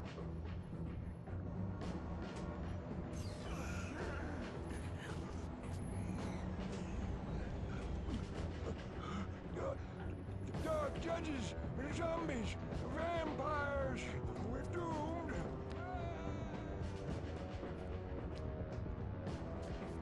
Dredd, Mortis is in there somewhere. We've managed to seal off the floors below. All exits are covered. Mortis is not leaving this building. You got that right. So now we're starting to enter the end game, and we have to start actually hunting down the judges. So this is like a series of smaller boss fights. The closest we've come to is the cult leader on mission 3 at the docks. And this mission is very similar to the mall in that the majority of the enemies you're fighting will be zombies. As such, it was one of my favourites growing up because it's easier for the most part. So your objective is to lead survivors into these sterile environments. What you want to do is when you go into their environment is take a shot at every one of the zombies that are on the floor, because some of them ain't dead. I played through this a few times, so I know which ones. That one on the left there isn't dead. The other ones are. So I played through it enough times to know, you know, which ones are still unliving and so need to be dealt with. But if you're playing through this, what I'd recommend is just fire a shot at each corpse you come across. If the bullet goes through and no green blood is produced, then it's just a corpse's environment. If they start to have green blood coming out of them, that means that they are actually a zombie. So you need to take them out. Otherwise, you get the survivors in there and then they end up getting killed whilst you're not looking. Don't get all the points, you don't get your Judge Dredd rating. And another weird one about this, and I think this is the only level which does this, one of the optional objectives is to kill X amount of zombies. If you keep moving from one area to the hospital, more zombies will spawn. So you'll probably see me deliberately taking not the fastest routes to make certain that I can actually get enough kills to take them out. So it is a bit of a weird one. Again, I don't think any other mission does this. But if you want to get that rating, do it. Just, you know, get lost a little bit. Don't be the most efficient that you can be. And yeah, this one also. Fortunately, because they're lying down, just use your armor-piercing shots. It's the most efficient. Just fire in the head a few times. Make sure you take them out. But yeah, this game has some weird humour I don't remember as a kid. I remember it being quite serious, but I suppose as a kid you can't really differentiate between what is humorous and what is satire. Like the fat guy just running off the edge. I saw a Steam review for this that was like, I got to arrest someone for being morbidly obese, 10 out of 10. Which, yeah. There have been worse reasons to give a game a good or a low score, so, you know, I approve. And I'm not certain if it is or not, but this place called Clooney Hospital, I get the impression it was probably named after George Clooney. He did do ER. I don't know. I'm not a white woman. I don't watch shows like ER. I don't get the appeal of them personally. But I think it must be named. I don't know. I don't know what the naming convention is. I don't know any other famous Clooneys. I'm certain I've probably annoyed a lot of Americans. I'm sorry. Obey the law, live longer. Yeah, no, I don't know American history all that much. There probably are other famous Clooneys out there. George Clooney, maybe. George Clooney couldn't be named after his surname. I really need to stop just speaking of just a constant string of thought coming out. This is you're just getting an insight into the inner hamster wheel that's working inside my brain. So you'll come across a lot of these fat zombies as well, and these, in typical gaming conventions, just have ridiculous amounts of health. How on earth having a lot of fat around your midsection means that you take more headshots to pull down is a concept that's a little bit beyond me. I guess at the time, I mean, nowadays you have like individual healths. Like, if you ever played like Killing Floor, head health and body health are separate, so you can have that. Although in that game you can decapitate them and they still start coming after you sometimes. But the best way I found to deal with them, if you try just shooting them, it will just blow through your ammunition. They take so many shots to kill. So I just set them on fire and move on, and just know at some point when I'm progressing through the mission, eventually they will burn to death. It might take up to a minute, genuinely. Yeah, he's still on fire. I'll just finish him off, we've got enough shotgun shells. But yeah, if you're trying to save ammo, or if you've missed a lot of shots, or you know, your ammo is otherwise a little bit lower than you'd want it to be, the incendiary rounds here is one of the only times where it's actually worth using them, because normally it takes a long time to kill someone. You run the risk of accidentally setting yourself on fire, and it uses up a lot of ammunition, so it's just not efficient either in ammo consumption or in time to kill. Fat zombies are the one exception to it, and I do think sometimes this is why this game got relatively lukewarm reviews, because a lot of the different elements seem kind of half-baked. Like, yes, you've got the Lawbringer with all these different weapon types, fantastic, but most of them are not very useful. Heat-seeking shot, I used it once so far, and yeah, it can be useful. Again, it probably would be better for multiplayer to just, you know, just home in on units, not have to worry about it. But again, no one plays multiplayer for this. It was this weird trend back in the day where every single game, if it was a shooting game, had to have like some form of multiplayer in it, whether or not it was appropriate or not. And it just didn't make any sense to me. Okay, I think what happened was, okay, Halo was successful, Time Splitters was successful. Dear God, I need to do a Time Splitters 2 walkthrough. But dear God, that game is hard. I need to do that again. But you just wanted to include all of it. And I don't know if the idea was, oh, kids probably won't have much money, so we want to make sure that there's something they can play with their friends. But I really wish they would just focus on what they did better. I remember even Bioshock 2 had a multiplayer game. No one plays Bioshock for the multiplayer. And unfortunately, me being a completionist like I am, I felt the need to get all of the achievements on Bioshock 2. So I played the multiplayer for that game so much, and dear God, it just didn't work. And I don't know if it was a combination of I used to live in the middle of buttfuck nowhere in a village, so our internet wasn't great, or it was just the fact that these servers at the time never were that good anyway. So you play Bioshock 2 multiplayer, you would struggle to get a match. Like at most there was maybe 1 or 2 matches going at a time, and this was shortly after the damn thing came out. You know, this wasn't like years after the fact, so barely anyone played it. So when you did play it, most people that played were pretty good. My latency was god-awful, so I ended up making a loadout that used the grenade launcher. I think I used the grenade, yeah, because you could do this thing where you could zap someone and then shoot them in the head with the crossbow for an instant kill. But the latency was so bad that you'd shock someone, and by the time you got the shot off, that would have already run off. Just trying to aim was difficult, so I used the grenade launcher. And then you would get messages from people saying, oh, you know, it's very toxic to use the grenade launcher, you know, it's you know, you're going to give yourself a bad name in this community. And it's like, I'm just trying to get achievements. As soon as I get them, I'm never playing this shit again. I just want to get the bloody achievements for this. And it's a shame because it did have some good elements, like you could become the big daddy.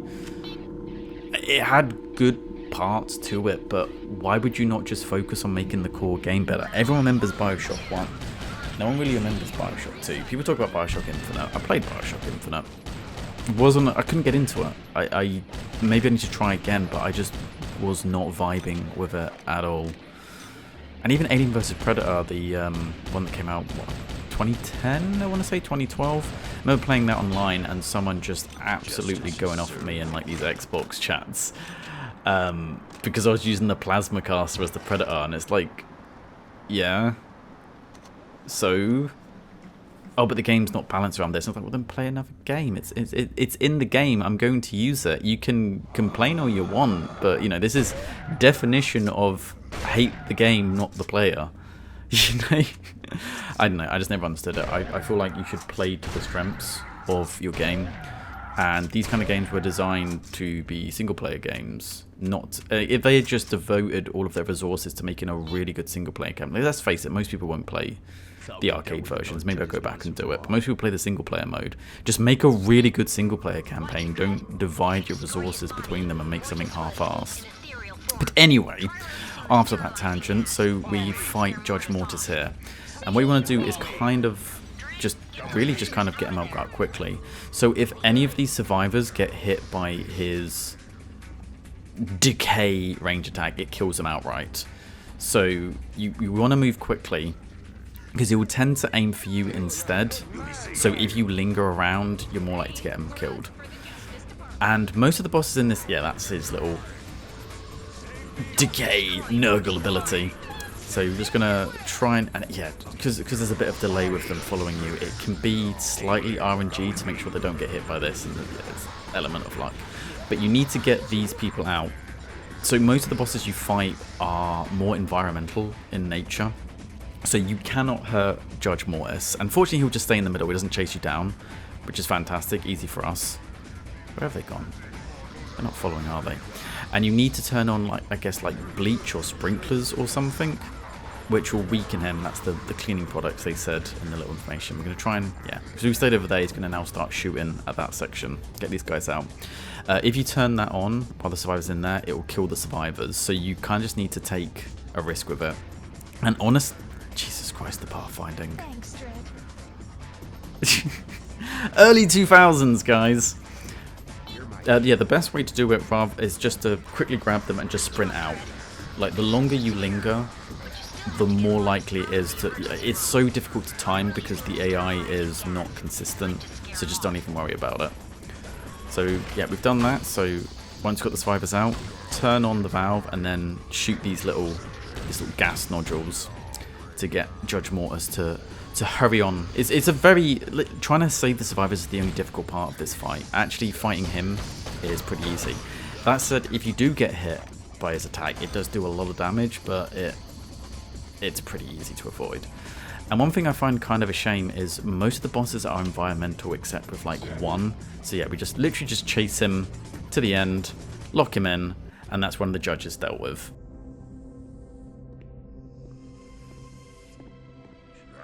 Curse you, Dredd. The 3 others remain to judge your life-infested city. Give up your worthless battle. Control, get a Psi squad down here fast. Fire in the Smokatorium!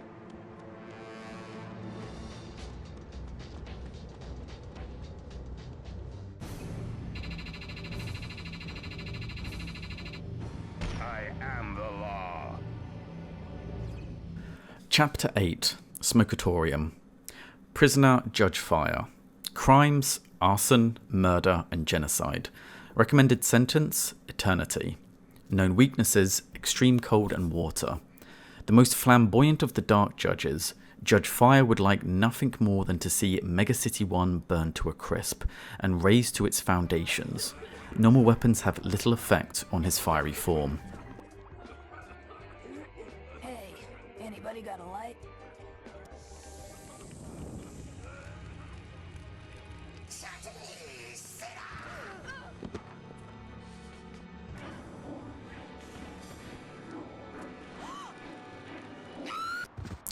Yeah, I think there's a little bit of a missed opportunity to do the bosses in 2 stages. Like, the first stage is something environmental, and then you weaken the judges enough that you have to actually fight them.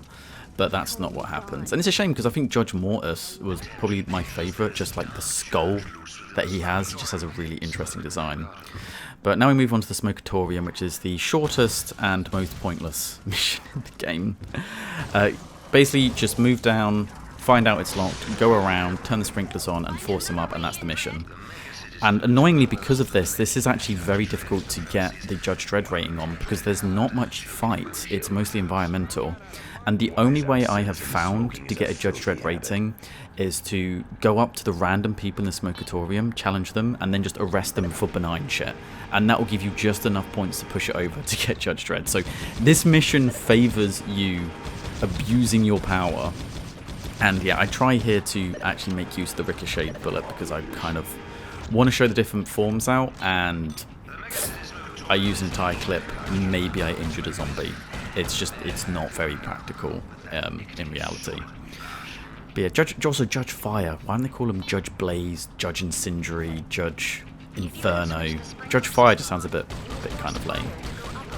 But yeah, this is just, I don't know why this mission exists. Like this, again, I can only assume because they had to divide the resources between getting the arcade, getting the challenge mode, getting the multiplayer set, that they really half-assed some of these missions.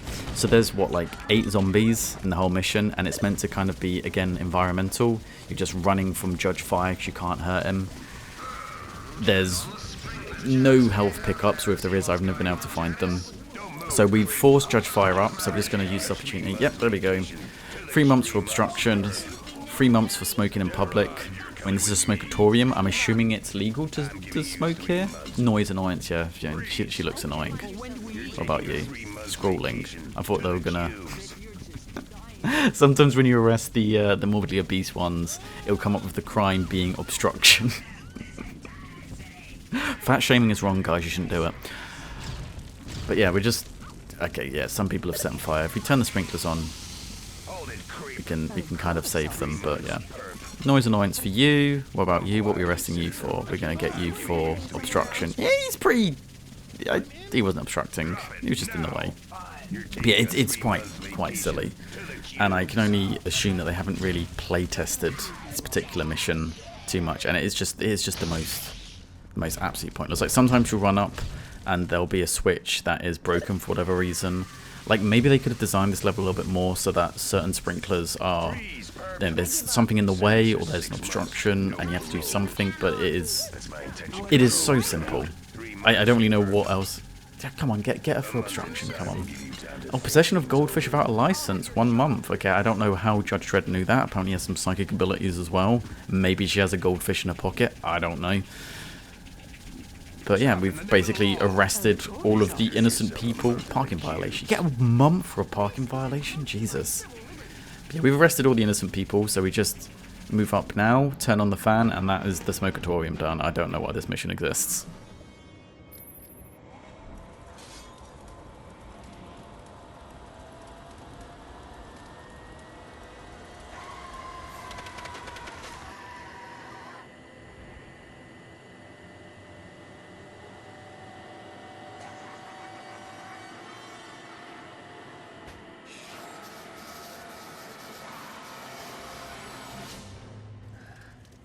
That's 2 down. 2 to go. Dredd, we've got a situation at Resyk. There may be survivors, but we can't get through. It's teeming with undead. I am the law. Chapter 9, Resyk. Prisoner ID, Judge Death. Crimes, murder, incitement to murder, genocide, and attempted omnicide. Recommended sentence, eternity. Known weaknesses, Judge Anderson. Judge Death can slay a human being simply by touching them, leaving their faces frozen in an expression of absolute terror. So I get the impression what they want to do is try and like have a little bit of variety, but they went too far the other way. You don't really have boss fights in this game. There's like one exception when you fight Judge Fear. That's actually a boss fight, and it's not a very good one either.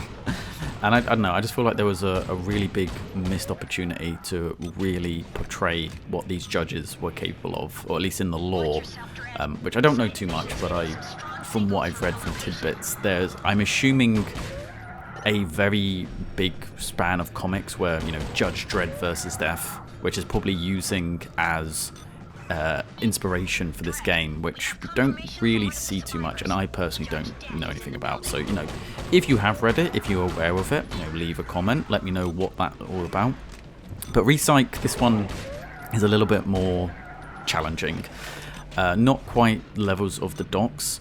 You'll be fighting a lot more zombies and a lot more vampires, which I do think are much less threatening than ranged enemies because they're not hit scan enemies. In the same way that people play the classic Doom, especially if you play on Nightmare, you don't give a shit about the imps, you don't give a shit about the pinkies, you give a shit about the basic zombies because of the freaking hit scan weaponry to them. The only reason it's a little bit more challenging is just because this is quite a claustrophobic map, and so you can have situations where you're stuck in close range with these kind of melee enemies, and the amount of ammunition you get, this is probably the toughest part of this mission. You don't get much ammo, so you have to really pick your shots. Zombies are just never threatening, even in close encounters, as long as you check your corners. Like here, there's quite a lot of zombies at this kind of like locker area, so just, you know, move forward, take a few shots, you tend to aggro them, and you can just kind of move out and take them out. And I like to use the shotgun for this because, again, the pump action takes so long that the worst thing when you're fighting a vampire is you miss the shot. Or even if you don't miss the shot, you land your shot, but not enough pellets actually land to kill him outright. And suddenly you have, what, like 1.2 seconds, I haven't actually measured it, but a significant enough delay where you just got your dick in your hand and you can't do anything about it. So it's not always possible. Sometimes you will have to kill vampires with a shotgun.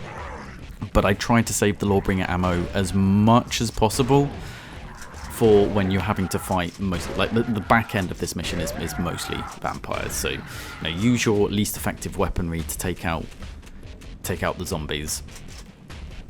But yeah, this is the Resyk lab. What is it about dystopian shows and eating humans? Like, you have Soylent Green in that movie, that's name has completely eluded me.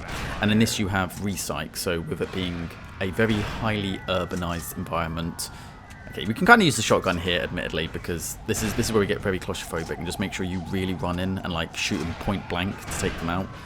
Just also make sure that you try and reload the shell between each encounter, so you don't have that lengthy reload when you really need it. But yeah, it's highly, dystopian shows, it's always about eating humans, so either you have Soylent Green, or in this you have Resyk, so when someone's died, they mince all the meat down and use it, which, you know, I get being economical with it, but are you going to get that much meat from a human, really? For it to, like, counteract the costs? And not to mention, like, all of the viruses and stuff you're probably going to get from it is not going to be great. But this is one of the areas I mean about it being very, very claustrophobic. It forced you into a very small area, so we've set fire to one of the vampires to try and hopefully just burn him out. And this just proves a point, also because the game's a little bit old, you can see the fire through the walls, so you can kind of use it to track him. But yeah, he's still alive. He's been on fire for a while now. And the whole reason we're moving quite cautiously is because as we move out there, there'll be vampires that come from either side, and that can, take us out. There we go. I think the ricochet, some of them might have just about hit them. So we're just going to peek our head out, see if we can aggro some, and then fall back to a slightly better position. But one thing I did like about this game, probably says a lot about my morbid fascination as a kid. Like, have you played like any of the Flash games, like, oh, torture a human kind of thing? And I remember playing it, like, just, you know, morbid curiosity, and then being like, does this make me a bad person? I had a Catholic upbringing, so I was always worried that God was watching me do weird things and was going to punish me because it's like, oh, he's getting serial killer vibes. But like, there's a difference between morbid curiosity and actually doing something messed up. But one thing I really liked about this game is if you kill an enemy when they're on fire, it will actually just keep burning them until there's nothing but a skeleton. And I don't know about you, but I'm fairly certain that that's not how fire works. It's not like a crematorium. It won't incinerate them right down to the bone.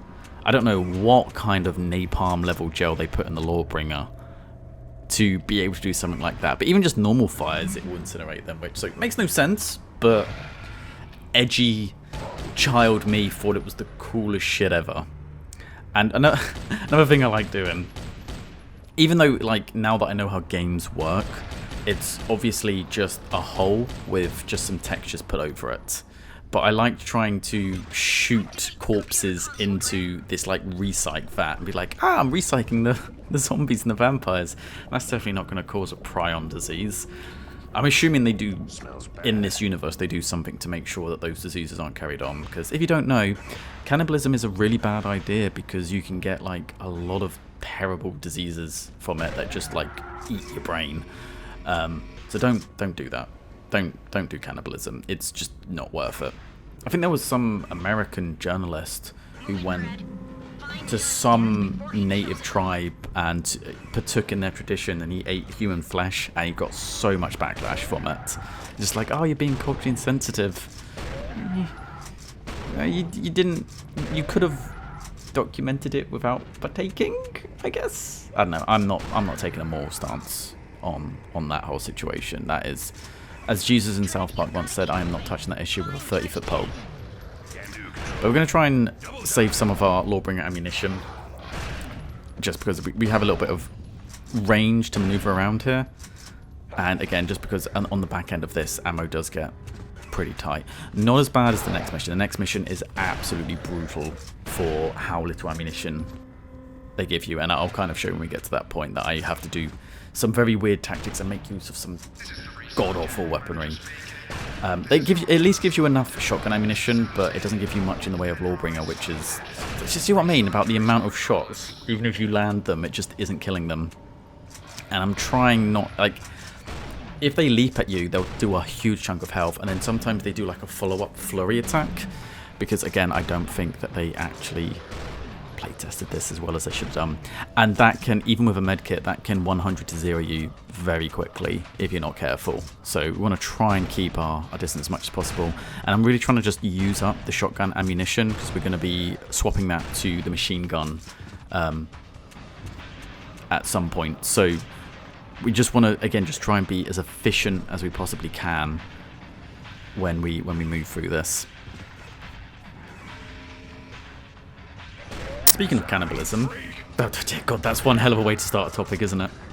I'd never tried it. Allegedly, again, not from personal experience, from anecdotal evidence, from what other people have said, apparently we taste most like pork. Maybe people say everything tastes like chicken, pork tastes like chicken. No, we have a lot of fat as humans, so we would probably taste most like... We had this discussion with someone else at work. Yeah, probably taste like pork.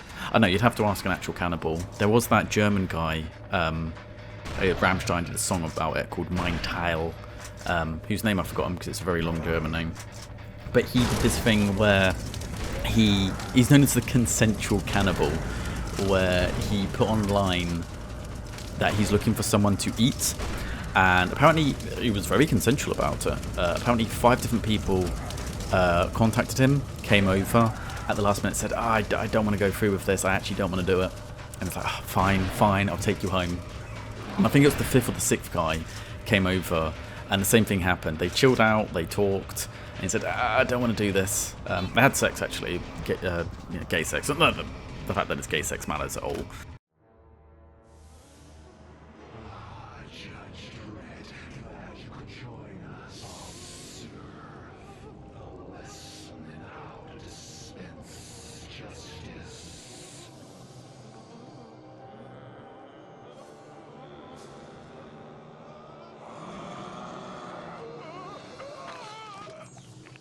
Dumb.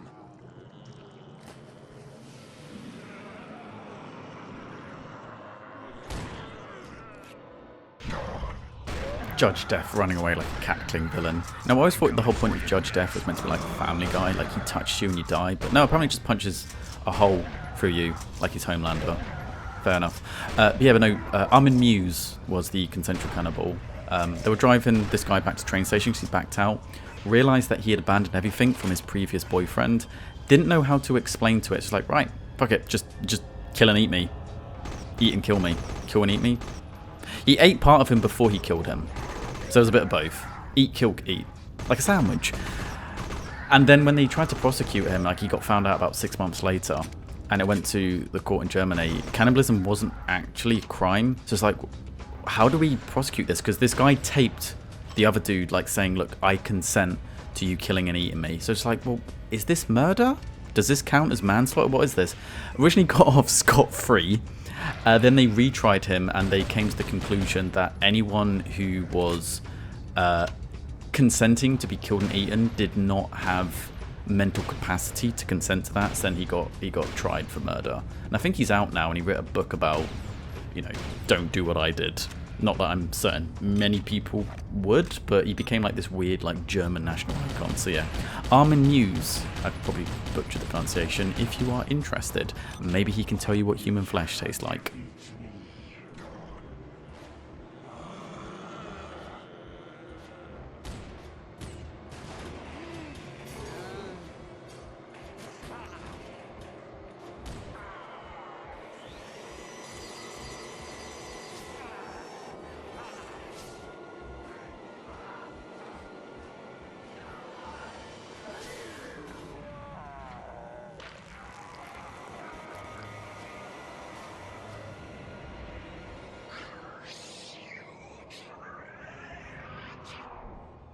To Dredd, do you copy? Dredd here.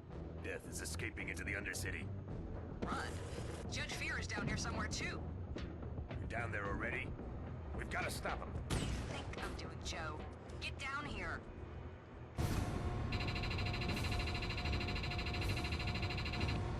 I am the Chapter 10, Undercity. Prisoner ID, Judge Fear. Crimes, murder, genocide, and inciting terror in the general populace. Recommended sentence, eternity. Known weaknesses, Judge Dredd. Even a mere glance at this undead creature's terrifying visage is enough to kill an ordinary man or woman. Judge Fear is also armed with flesh-rending man-traps.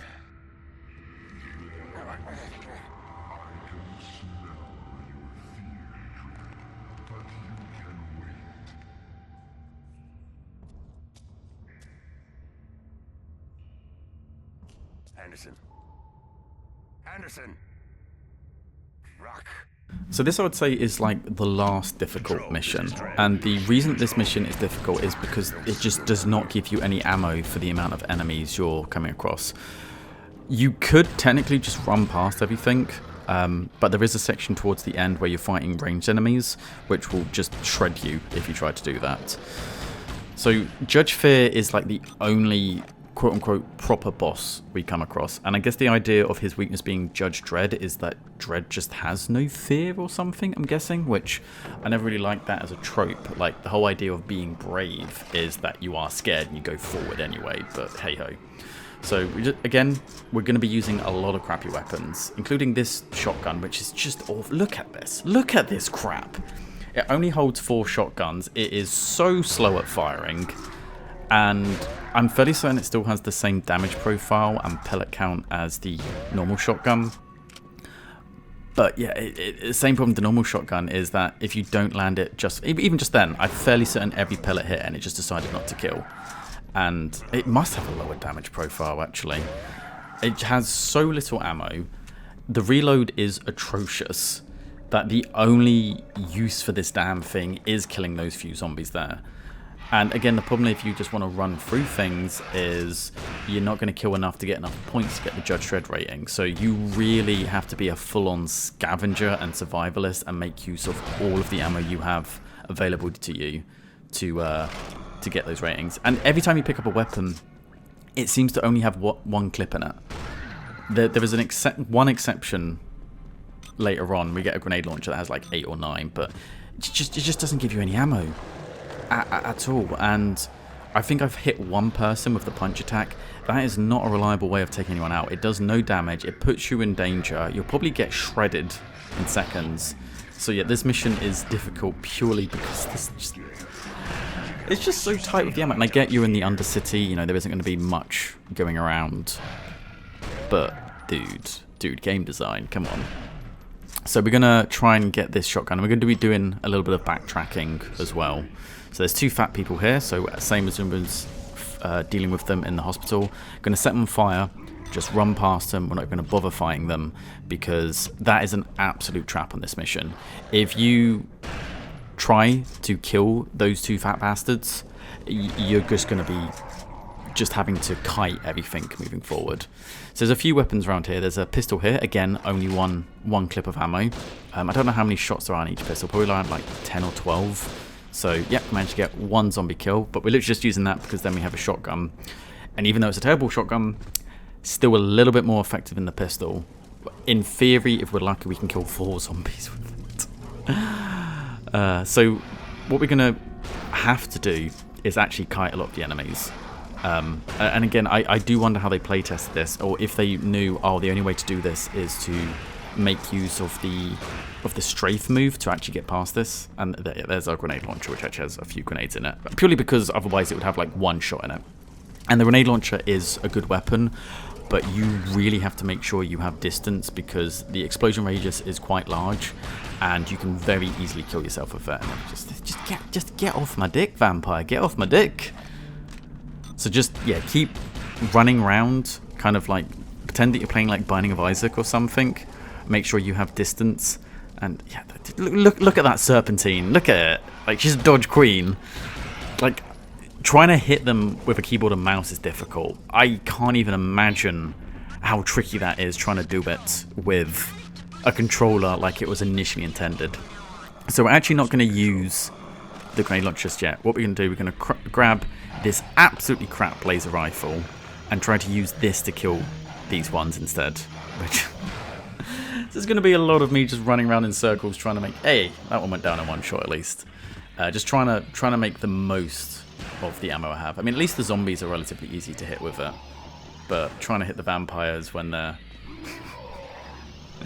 oh, there was a meme from Resident Evil 4 where it's just like, right, aim at a head and suddenly woo woo woo woo woo woo 17.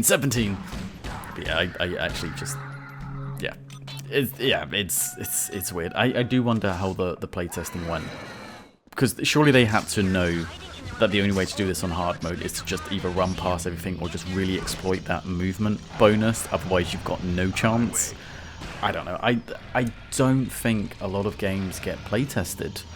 on the harder difficulty because they just assume that most people aren't going to do it.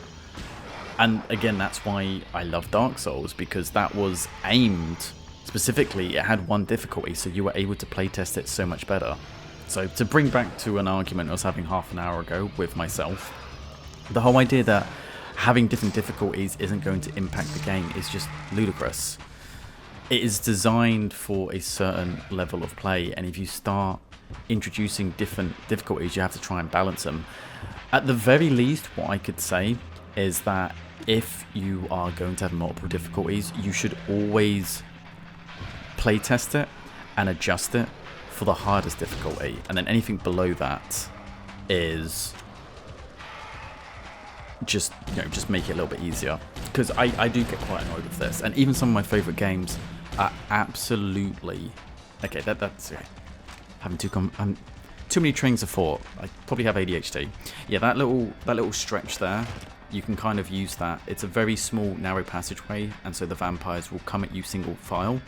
And so armor piercing, as well as being one of the best ammo types in terms of ammo efficiency and DPS, it does penetrate. So if you can line them up, you can get some good shots. Or if they're in a cluster, try to use the grenade launcher to take out several of them at the time. But again, even that is a little bit unreliable. This mission is mostly just running around and kiting. I don't know what the fuck I was aiming at. That wasn't even in the same postcode as the vampires. But yeah, you should playtest it for the hardest difficulty and then just have lower ones.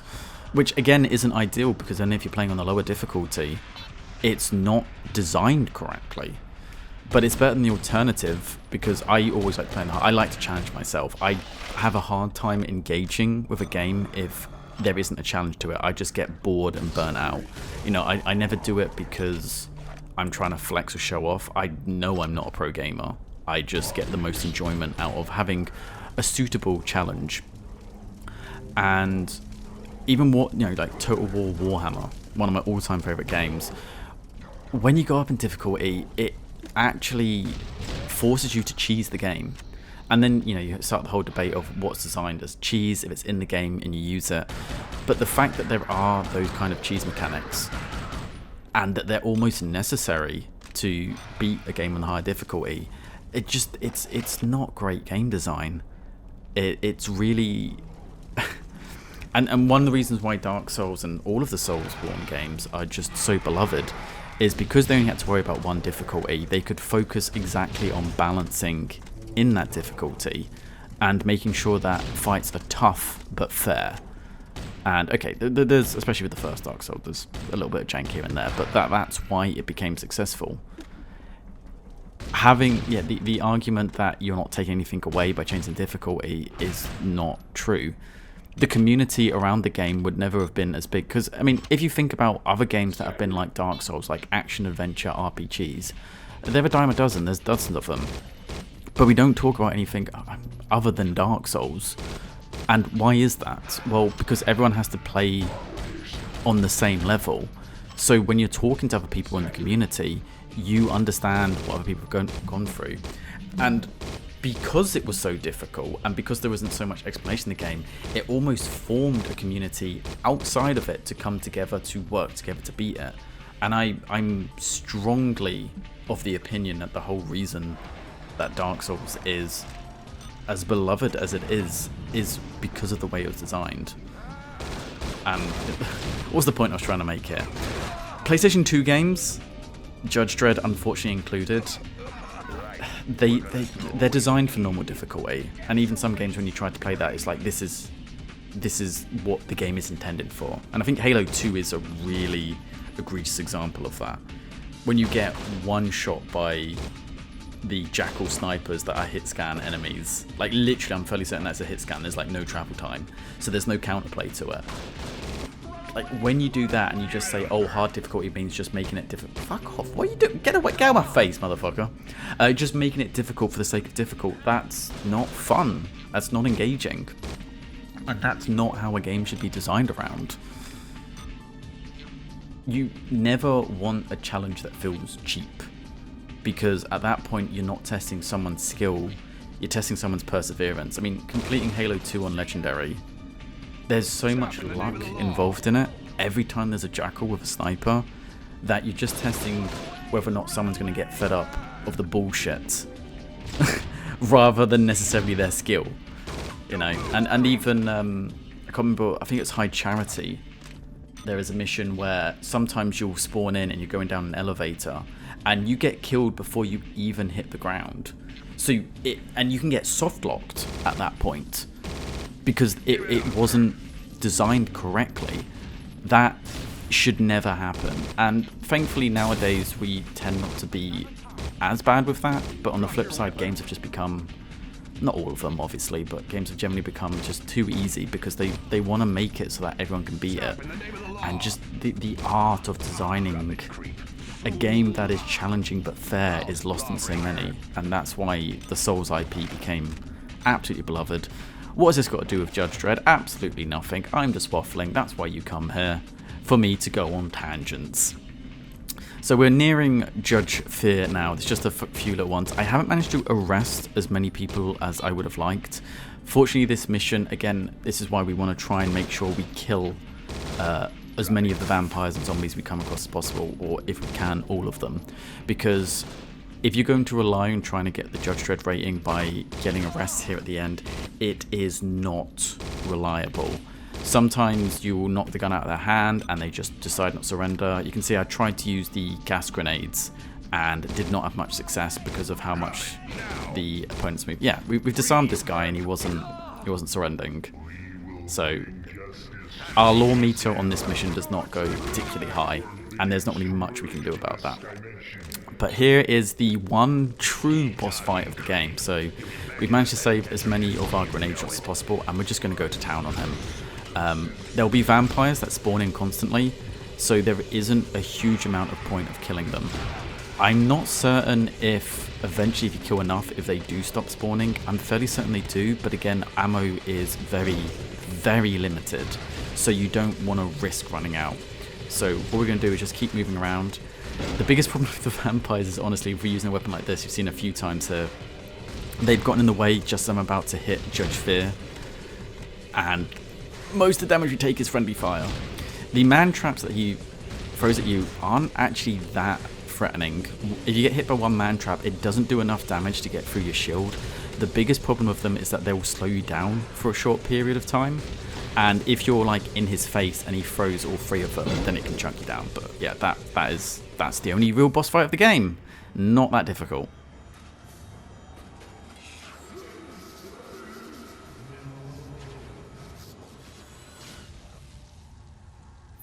Control, I've trapped Judge Fear in the Egyptian vault of the Metropolitan Museum. Roger that. Anderson must have gone through. Druck!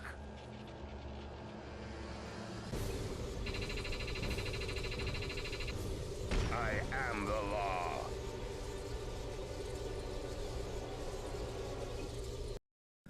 Chapter 11, Deadworld. Once an ordinary world not unlike Earth, what we call Deadworld was once populated by people not unlike Earth people. They even had judges too, but there the similarity ended. These judges, led by Judge Death, developed their own moral code, which reasoned that life itself was a crime and only the dead could be truly innocent. The Dark Judges were eventually responsible for destroying all life on their home planet.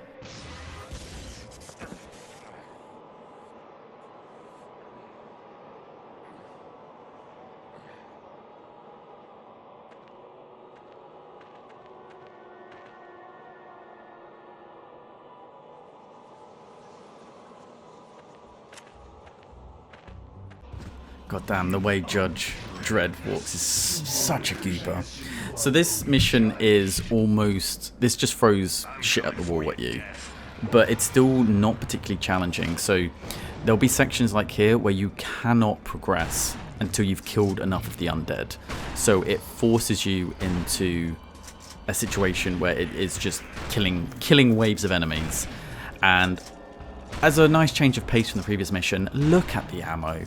17 magazines in reserve. Like, we have shotgun ammo for days, so just go to town with it. It's not particularly challenging, this one.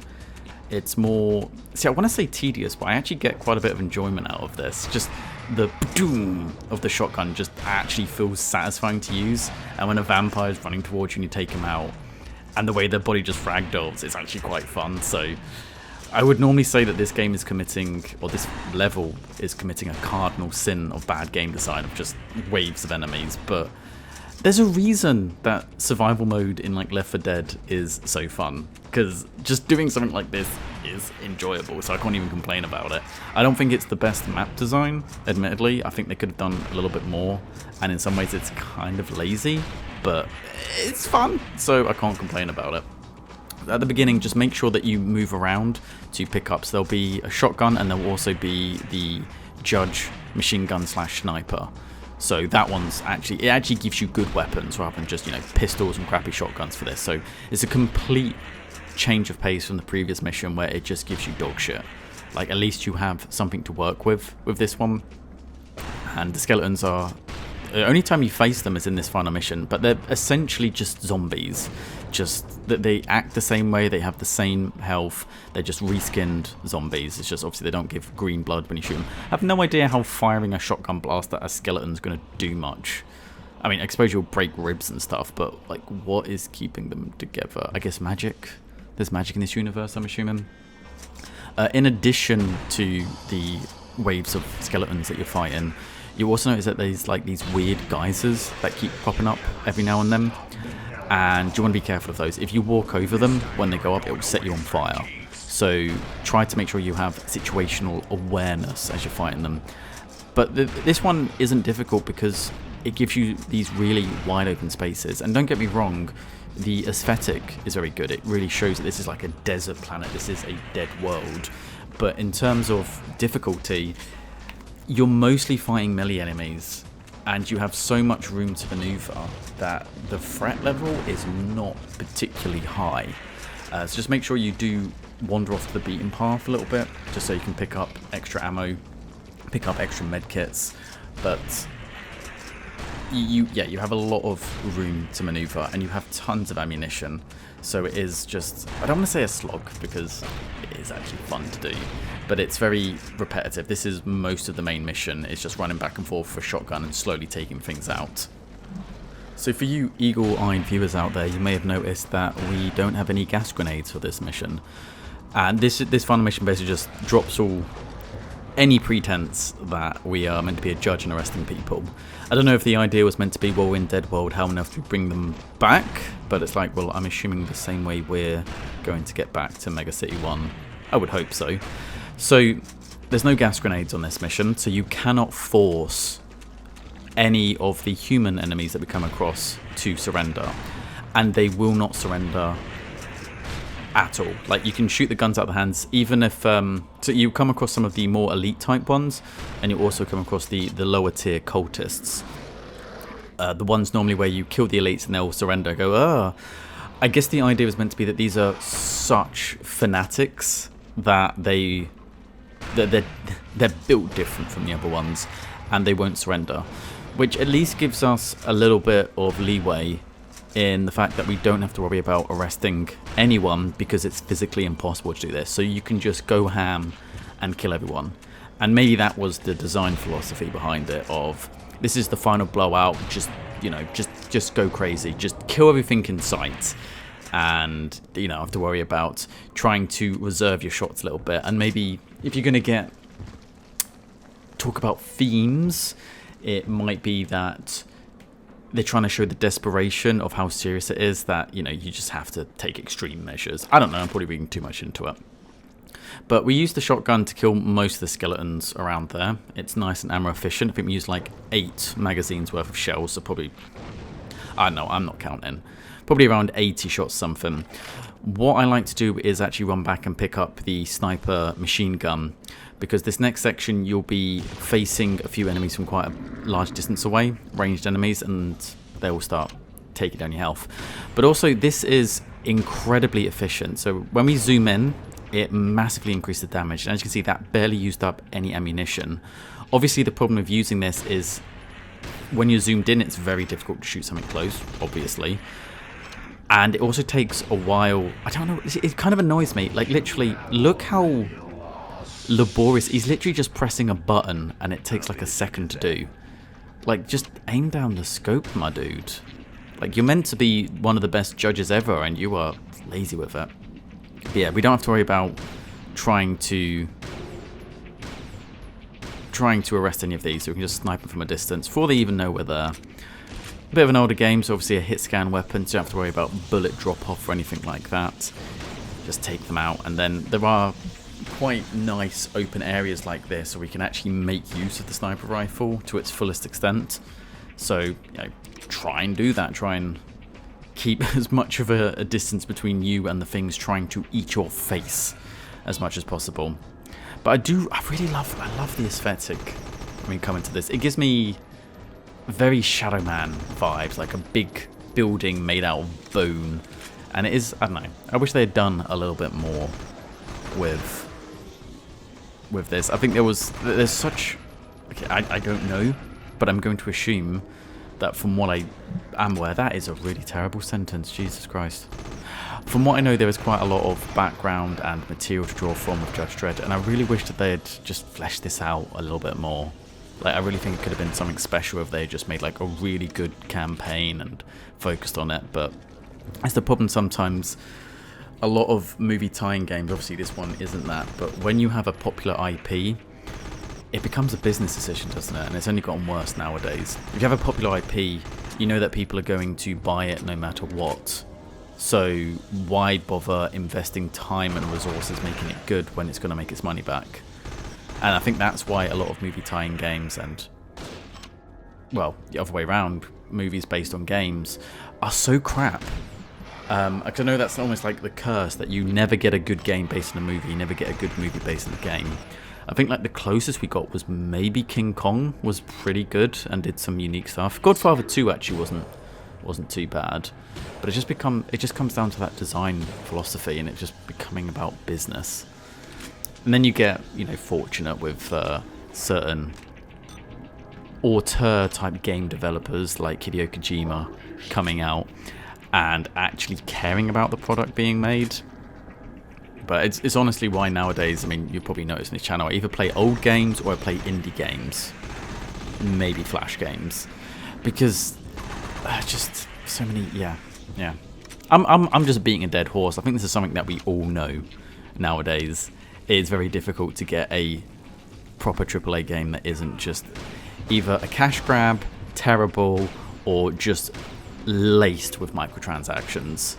So that's why I like going back to playing these old games. Back in the day where you didn't have to open up your wallet just to buy a freaking skin, it was just part of the game as it should be.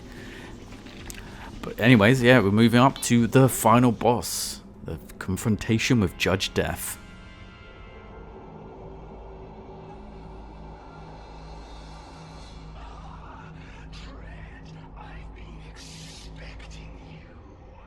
What are you doing to the Psi judges? Harnessing their Psi energy, I will open a dimensional gateway between this world and yours.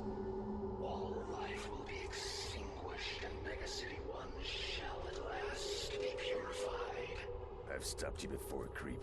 What makes you think you'll get away with it this time? The Death Cult was kind enough to provide me with this magnificent body. Icarus's sinful research into eternal life would seem to have its uses. I killed Icarus. A worthy attempt, but his serum had already taken effect. Now his body is indestructible, and it is mine.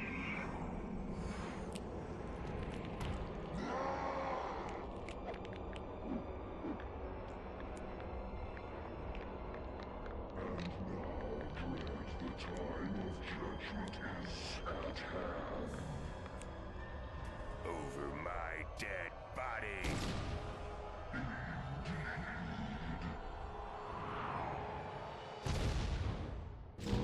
So in a game filled with lackluster boss fights, this one is second only to Judge Fire, unfortunately. You can't kill him. He's in the body of Dr. Icarus. That is just completely impervious damage. I like to set fire to him purely because fuck them kids. It doesn't do anything, but I just want him to be on fire, and he'll be on fire for the entire duration. Not that it does anything, but literally this is just run around the stage, free the judges, make sure you kill any skeletons. This is why I find this a little bit annoying. If any of the psychic judges die, you fail the mission. Fortunately, Judge Death himself doesn't go after them. It's only the skeletons that sometimes they can get stuck on. So pretty much just loop around the map, exploit the side strafing to get more speed, and when it's clear, just rescue one of the judges when they're far enough away from Judge Death and any skeletons. And you just don't need to get near him. He has like this range attack where he'll pound down. Yeah, let's make sure we take that skeleton out, just so he doesn't kill. Oh no, he's wandered off. He's wandered off. Yeah, they take a few seconds once you release them for their mind to get sorted, and then they'll run up to this little bridge over here, and then rendezvous with Judge Anderson, and that's literally the fight. Again, why there isn't a second stage where you actually have to fight him, I don't know. Maybe they realised how easily you could cheese it, but yeah, he has like this attack where he'll pound the ground, and there'll be like almost like a tentacle that comes up and hits you. But you're never going to be close enough to him for him to ever be a threat. Like, look how far away he is. Like, we've just run laps around him. So basically, you just run around in circles. There's so much space to avoid any kind of damage. He's just glitched out now. He's just standing there. doesn't try and go after the judges. Just try and get his attention just in case. But he's not a threat. And now we're just going to run around in circle until all of the judges, and yeah, when you have the little hit markers like that seems to hit everything, that means that one of the judges has been hit. But yeah, I think he got hit by a skeleton once or twice, but yeah, that's it, done. Run around in circles, final boss done. How disappointing. But yeah, we rescued Judge Anderson, and that is the end of the game. Never a suction trap when you need one, is there? Guys, you know what to do.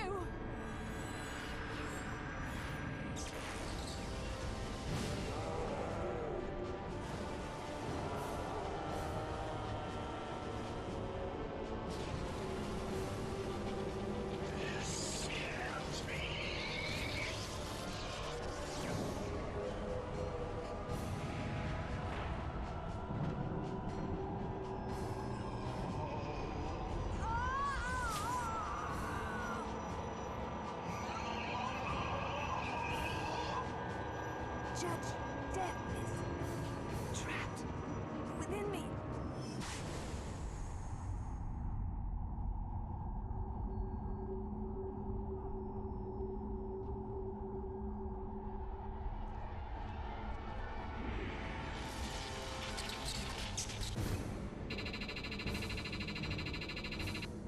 I am the law.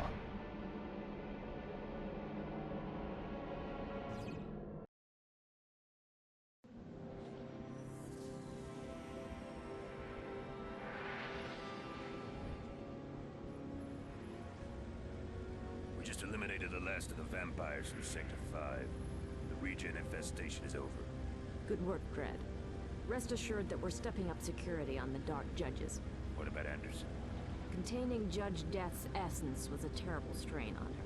But she's doing fine, thank you very much. Joe, you weren't worried about me, were you? Control to Dredd. Block war in progress. Corner of Reeves and Hopper. On my way, Control. Dredd out.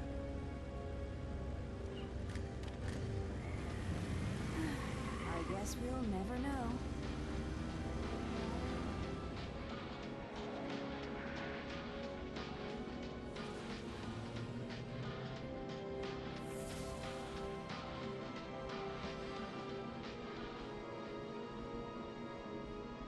And that there is Judge Dredd, Dredd versus Death. So thank you for listening to my very rambolic talk about this. I do remember really liking this as a kid, but back then, like, you just get whatever games that your parents can afford to buy. You pray that they're good, and you just have to make deal with it. You didn't have the same variety. You don't have Steam sales back then. So I liked it, and I remember thinking, why has this got such bad reviews? This is a great game. And now I'm an adult and I can compare it to other games around the time, like Halo 1, Halo 2. I talked a little bit of shit about Halo 2, only the Legendary mode. It just didn't hold up. You know, it was clear that the budget wasn't great for this, or maybe the talent involved just wasn't good enough. They didn't lean into the strengths enough. I think if they had just focused on a single-player campaign rather than invested in arcade and challenge modes, let's face it, no one's going to play. You know, maybe I'll do a walkthrough of some of the arcade and challenge modes at some point, but if they had just made the campaign twice as long, because there's a lot of cool mechanics, you know, the arrest mechanic that you have, which doesn't really see a huge amount of point other than increasing scores. They could have done more of that. The bosses, if they had actually divided them into 2 stages, which I think most games now, like I know in Dark Souls 1 it was just 1 stage, but by 3 basically every boss had 2 stages. So if you messed up and one of the stages was a little bit too easy, you had something else to fall back on. If every one of the Dark Judges had 2 stages, like an environmental stage to weaken them and then an actual fight, that would have been great. You know, I mean, there isn't really much of an excuse for why the Smokatorium is. I think I've managed to beat that mission in like a minute. You know, that's kind of pathetic. And it's a shame because we don't really have much in the way of Judge Dredd IP.